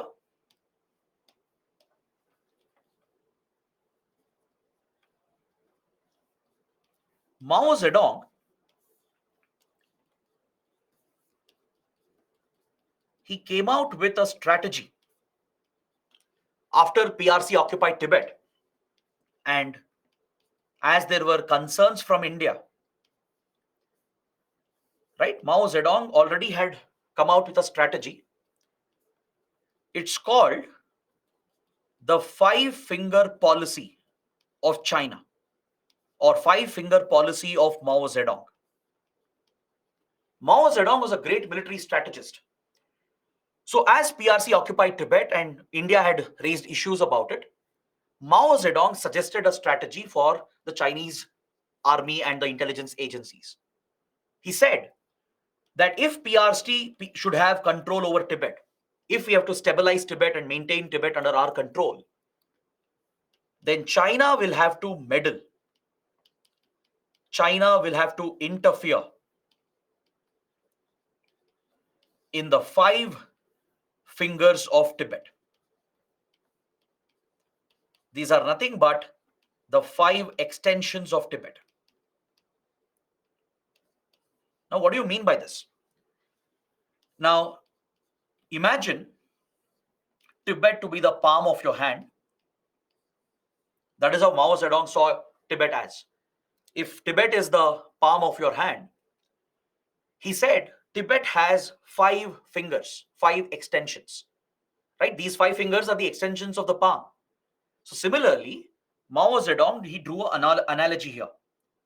He said if Tibet is like the palm, there are five extensions that exist. There are five areas that are the extensions of Tibet.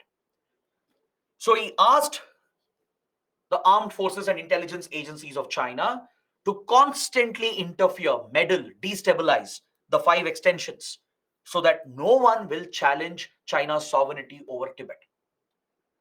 Which are these five extensions? It includes all your Himalayan regions, Ladakh, Nepal, Sikkim, Bhutan, and of course, Arunachal Pradesh. I think now you will have some clarity on why China interferes in all these regions. It clearly explains China's interest in these areas, why it keeps meddling in Arunachal Pradesh.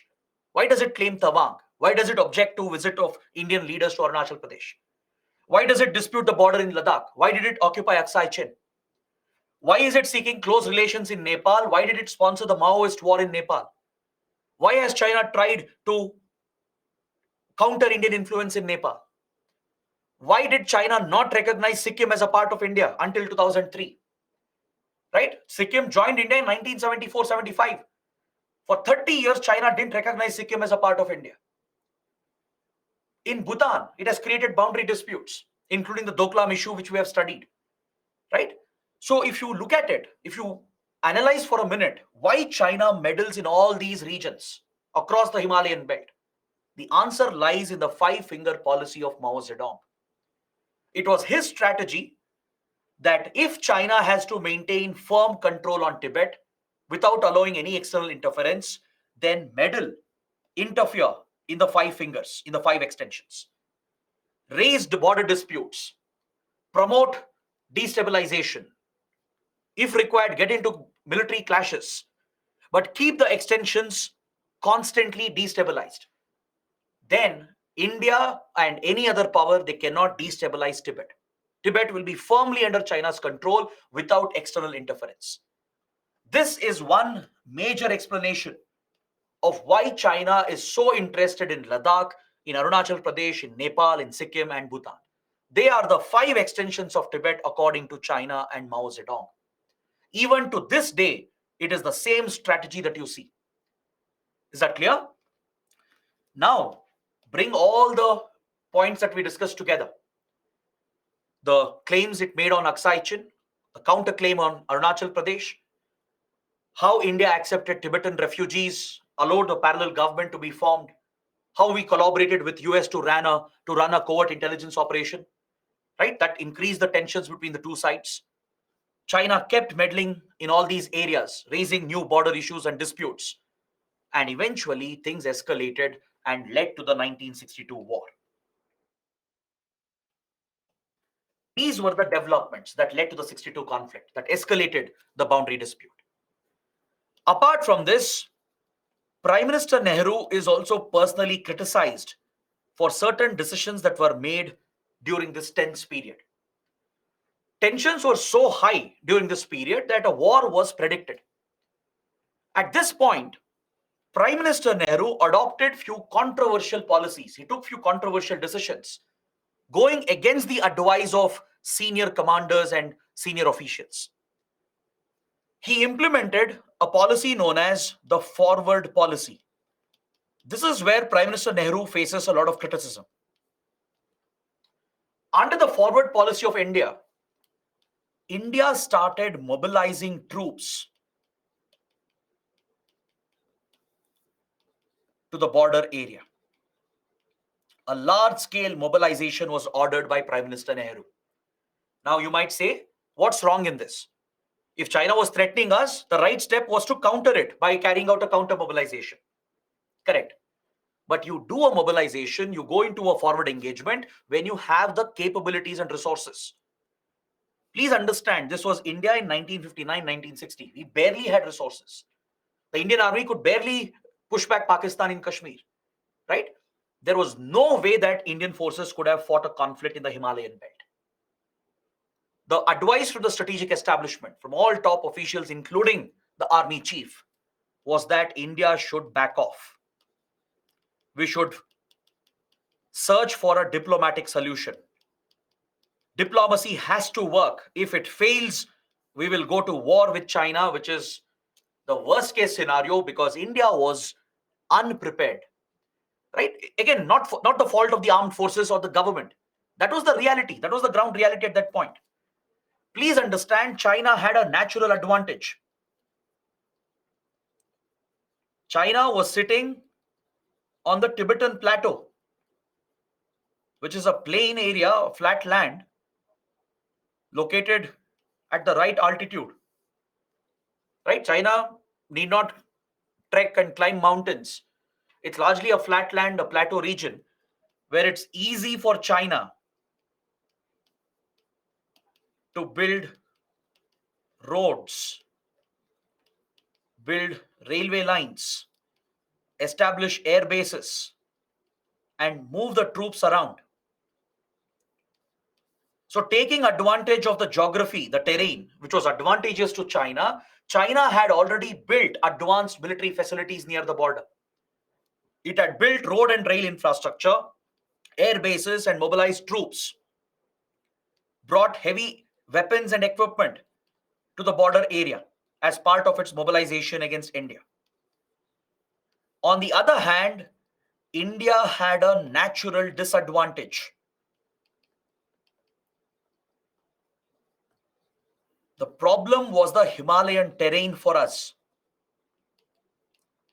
the mountainous area, the weather, right? They all posed critical challenges for India. We never had such kind of resources at that point. We were outnumbered. Understood? India didn't have the kind of equipment needed to be deployed in these forward areas. The Indian army was grossly unprepared because we didn't have dedicated mountain brigades. You need specialists to operate here. You need special training, right? To operate in such a mountainous, hilly terrain in the Himalayan belt. Your soldiers have to be acclimatized. They need special gear, special clothing, special weaponry as well. None of this existed at that point. Even aerial support was very limited, right? Even though Indian Air Force was not used, The abilities were very limited to operate helicopters or fighter jets at that high altitude. Given the limitations on the Indian side, the natural limitations and the lack of resources and preparedness, enough warnings were given to India to back off from the standoff and to find a diplomatic solution to the tensions that were rising. Because we knew what will happen if there is a war. India would lose. Conclusively, we would be defeated. Indian troops were outnumbered 3:1. This is very well documented. We were outnumbered 3:1. For every one Indian soldier we could mobilize, there would be 3 Chinese soldiers on the other side who were better equipped and better trained than Indian soldiers. So clearly, this was not the time for escalation. Right? Sometimes you have to accept the ground reality. You have to take a back step, work diplomacy, put diplomacy at work, find a solution to prevent war. Diplomacy is what prevents wars. If diplomacy fails, that is when you get into a conflict. Right? So when India was unprepared, right, the Prime Minister and the then Defense Minister both are criticized here. They are criticized for deploying the forward policy. It was seen as a brave gesture, but right, being brave and being foolish, there's a very small line, a thin line between them. All the advice from the strategic establishment from the armed forces was not to escalate. Because we don't have the capabilities to fight this war, let's back off, find some diplomatic solution. So with forward policy, India showed aggression when we didn't have the capabilities. So China, which saw the escalation from India, declared a full-fledged war on India and declared an attack against India. For China, it was an opportunity to teach India a lesson. That's how China saw this. China saw India as an irritant, a country which is constantly meddling in Tibet, working with US, supporting Tibetans. That is how China perceived India. So China felt it should teach India a lesson, put India in its place. And since it had a clear advantage, it declared the start of a war, attacked India on all the fronts, and dealt a conclusive defeat to India. India conclusively lost. This is where the Nehru government faces a lot of criticism.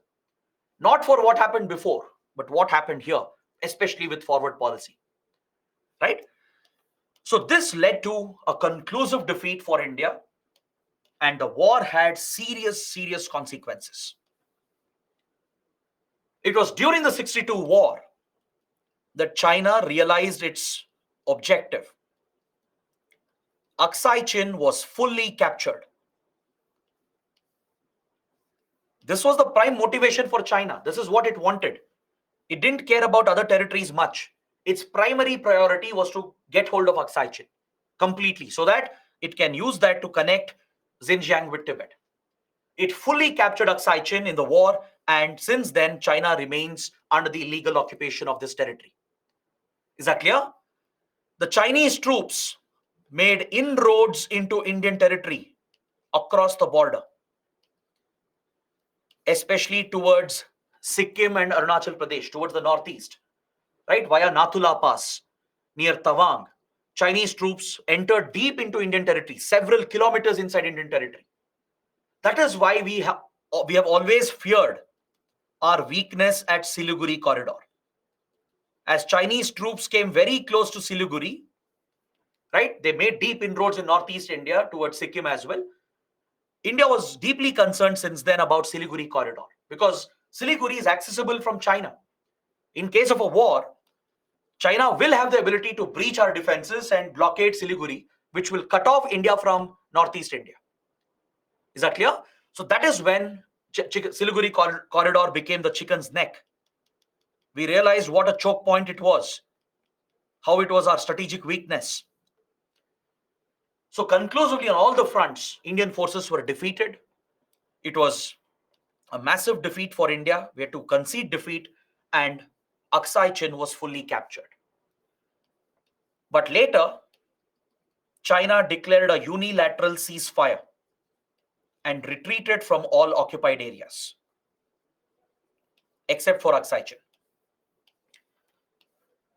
Once it achieved its objectives, it ended the war on its own. Is that clear? China itself called an end, called for a ceasefire, put the war to an end, and pulled the troops as well. It removed the troops, retreated, gave back the areas that were under Chinese occupation briefly, except for Aksai Chin. So China's intention was very clear. It had two objectives. When it started the war, it had two objectives in mind. One, capture Aksai Chin completely. Second, teach India a lesson, put India on the back foot, put India in its place. That was the primary intention from China's perspective.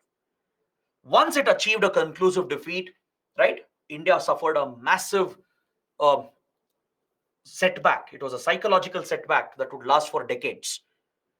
So since then, China became this major enemy for India. Since then, the threat became exaggerated as well, right? The government, the armed forces, the strategic establishment, even the media and the public, they started perceiving China as a much bigger threat than it actually was, because that was the psychological impact of this defeat. We were so conclusively defeated that it left behind a lasting impact, a negative impact that put India on the back foot on the defense. Is that clear? So there would be a long lasting impact because of this war. And it was China which had to end the conflict unilaterally by calling for a ceasefire. It pulled out the troops wherever they had intruded. They pulled out from there. The defeat crushed India's confidence, right? It put India on the defensive mode, on the back foot, and this would drive our thinking for many, many years to come. Is that clear? In fact, from 1962 until 2004, India would adopt a defensive approach towards China. I'll tell you something very interesting. In these 40 years after the war, the government, the armed forces, the strategic community, they became so negative and defensive that they deliberately adopted a policy to not build border infrastructure near the Chinese border. No roads, no bridges, no railway lines, no development near border areas. This was a deliberate policy because we believed that today, if we create infrastructure, tomorrow, if China goes to war with us, attacks India, they will use our own roads and railway lines to further breach our territory and come deeper inside India. That was the kind of negative mindset. That was the psychological setback suffered by India. This is where the media and the public also blew the threat out of proportion, right? Projecting China as a constant, exaggerated enemy against India. So this would rule Indian mindsets for decades to come. Subsequent governments, even the armed forces and the intelligence agencies and the entire strategic establishment, they adopted defensive policies and they decided not to create infrastructure, because the fear was if there is a war, they will use our infrastructure, our roads to come deeper and occupy more territory next time. Almost until 2003, 2004, India did not develop advanced infrastructure in the border areas. This policy changed only from 2004 onwards. Under Prime Minister Vajpayee, the initial steps were taken, which was built by Manmohan Singh and now carried forward under Prime Minister Modi. It's only under these governments India has changed the approach to proactive modernization and also creation of required border infrastructure and aggressive deployment. We have reversed this policy in the last 20 years. As India became more confident, right, and as we got more resources as well, that is when, under Vajpayee government, later solid steps were taken under Manmohan Singh government, and this has been further accelerated progressively under the Modi government. So in these last 2 decades, in these 20 years, this is when we have created more modern infrastructure at the border areas. We have built many strategic roads. You would have read that in newspapers as well, right? Remember, I mentioned one of them under India-Nepal. I mentioned the Darchula-Lipu Lake Road. We have built many important railway lines and tunnels that provide all-weather connectivity, even during winter when there is snowfall.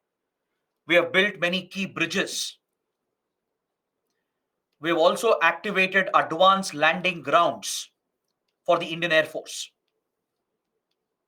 These are semi-prepared airstrips of the World War era created by the British Royal Air Force. Right across Himalayan belt, there were many British era airstrips. It's not an air base, it's not an airport. There's no infrastructure there. Simply a half-prepared runway where aircraft can land and take off. So this will help in logistics and forward deployment, in quick mobilization. These runways were forgotten. So under the Manmohan Singh government, these advanced landing grounds were reactivated at places like Daulat Beg Oldi, Demchok, then Vijayanagar in Arunachal Pradesh. At all these important places, these British era ALGs, advanced landing grounds, they have been reactivated, and now all the fighter jets and transport planes and helicopters of Indian Air Force can directly land at these ALGs, which are right next to the border with China. So if needed, now we can quickly deploy thousands of troops, carry even heavy equipment and deploy them if we have to face a conflict with China. So in the last 20 years, we have changed the policy into proactive, aggressive deployment and quick modernization of our troops, along with development of border infrastructure. India has really modernized the armed forces as well, right? We have deployed Sukhoi 30 Rafale fighter jets towards the Chinese border, the BrahMos cruise missile, even few nuclear assets have been specifically designed to be deployed against China.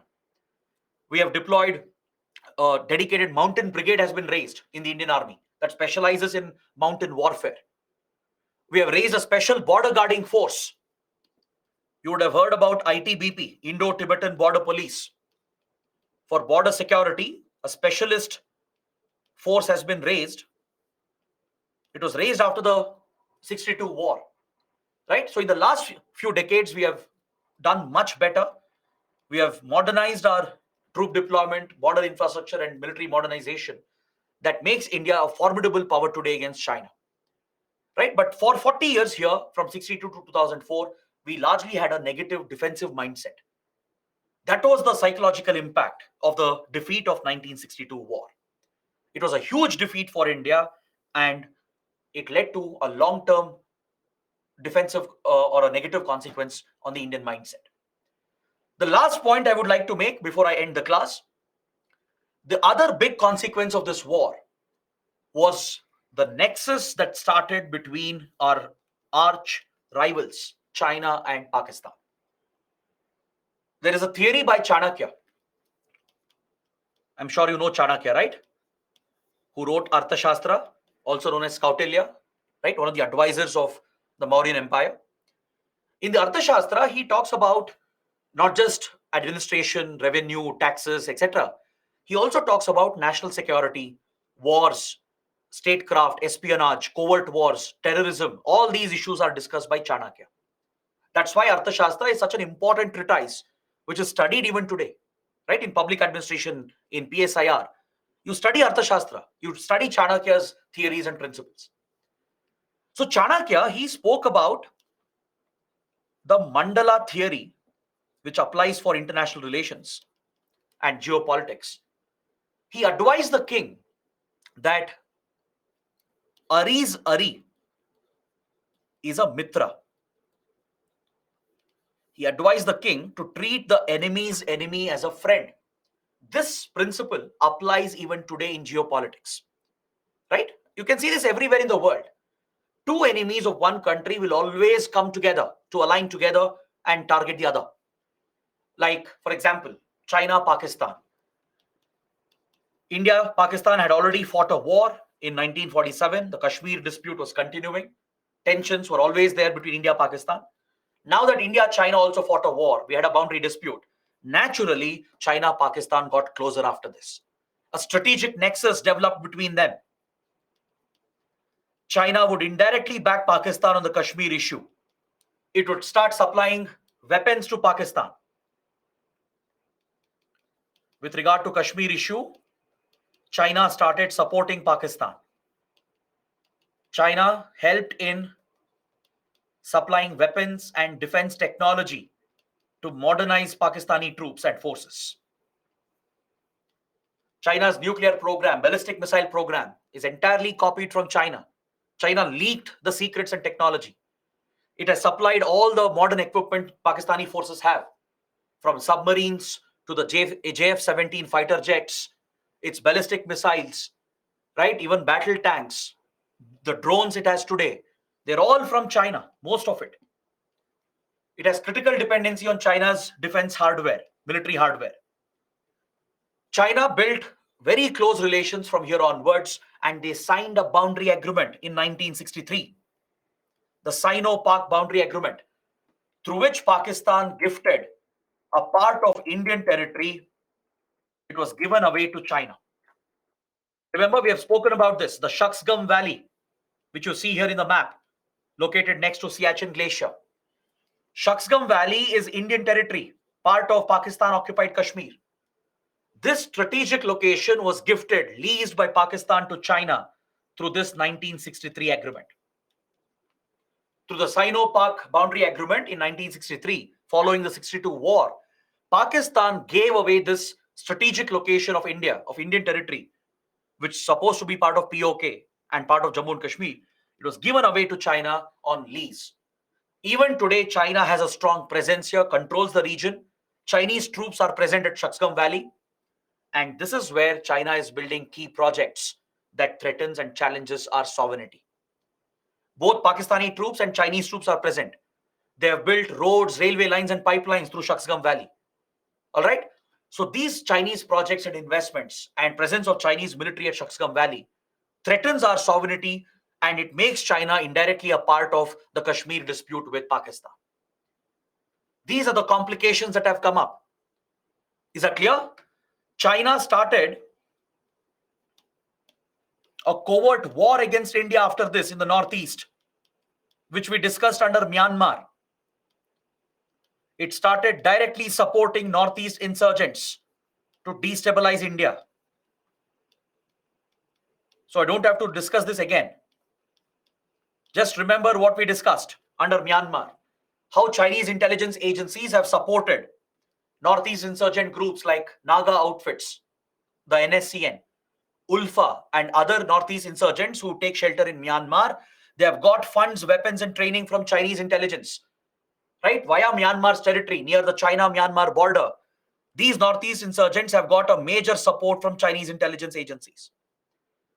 Especially from 1960s to 1990s, during those 30 years, China was proactively supporting northeast insurgents to destabilize northeast India and thus destabilize India itself. It's become a major threat to our sovereignty. China would even back the Naxal movement which would take root in 1967. Naxalism in India is influenced by Maoist ideology. The Maoism of China's Communist Party spread around the world to many countries, and it affected India as well. So the Maoist movement that started in India at Naxal Bari in 1967 is directly influenced by China's communist Maoist ideology. So initially, from 60s to 1980s, during those 20-30 years, Naxal movement, the Maoist movement in India, was backed by Chinese intelligence. Support, political support, or even financial support was extended to them. So China has created multiple security problems following the 62 war. But the biggest threat definitely has to be the China-Pakistan relations. All right? China-Pakistan relations has posed the biggest threat for India. Their collusion in the military domain, in the strategic domain, and even in the diplomatic domain has become a nightmare for India. They work together at the UN to target India. Their cooperation in the nuclear domain with regard to military modernization, they've all been a major threat to India. And even China's Belt and Road Initiative, the China-Pakistan Economic Corridor, has been a threat to India. That's the point I wanted to make. Through Shaksgam Valley, which I showed you, China-Pakistan Economic Corridor passes through this Indian territory claimed by India.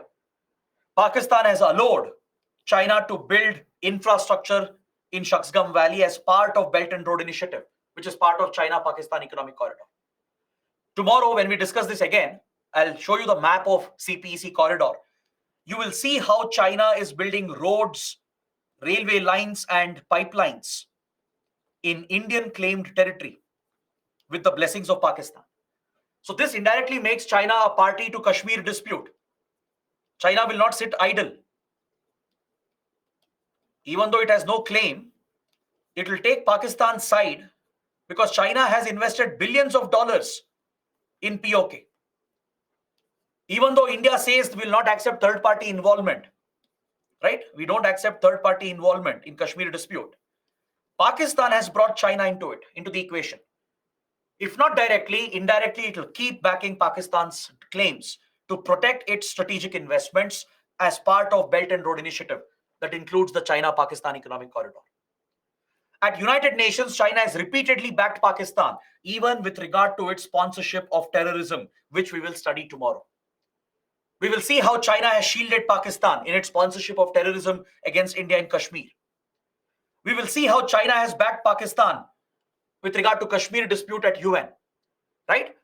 And the real military threat for us is the possibility of a two-front war where China, Pakistan could simultaneously declare war against India has been a worst case scenario for India. So we will have discussions on this in tomorrow's class. So let's stop here for today. We have covered a number of important topics. So don't forget, tomorrow at 6 a.m. we'll be starting the extra class. We'll continue till 11 a.m. We will discuss many other related topics, including the true front war concept. We'll discuss China-Pakistan nexus in more detail and cover other aspects of India-China relations. Once we finish this, I'll move to another region, the Indian Ocean region, and we will look at India-Sri Lanka relations. So please attend the class tomorrow without fail. Today, this is more than enough. We have covered many, many important topics. So any doubts, please let me know tomorrow. I'll take a look at the questions now as well. And tomorrow when we meet, I'll try to answer all your doubts and questions. So I think it's enough for today. Thanks for watching. Have a good night. And do let me know how the class went today. I hope you guys have learned everything and I hope you guys found it interesting. So thanks for watching. Good night.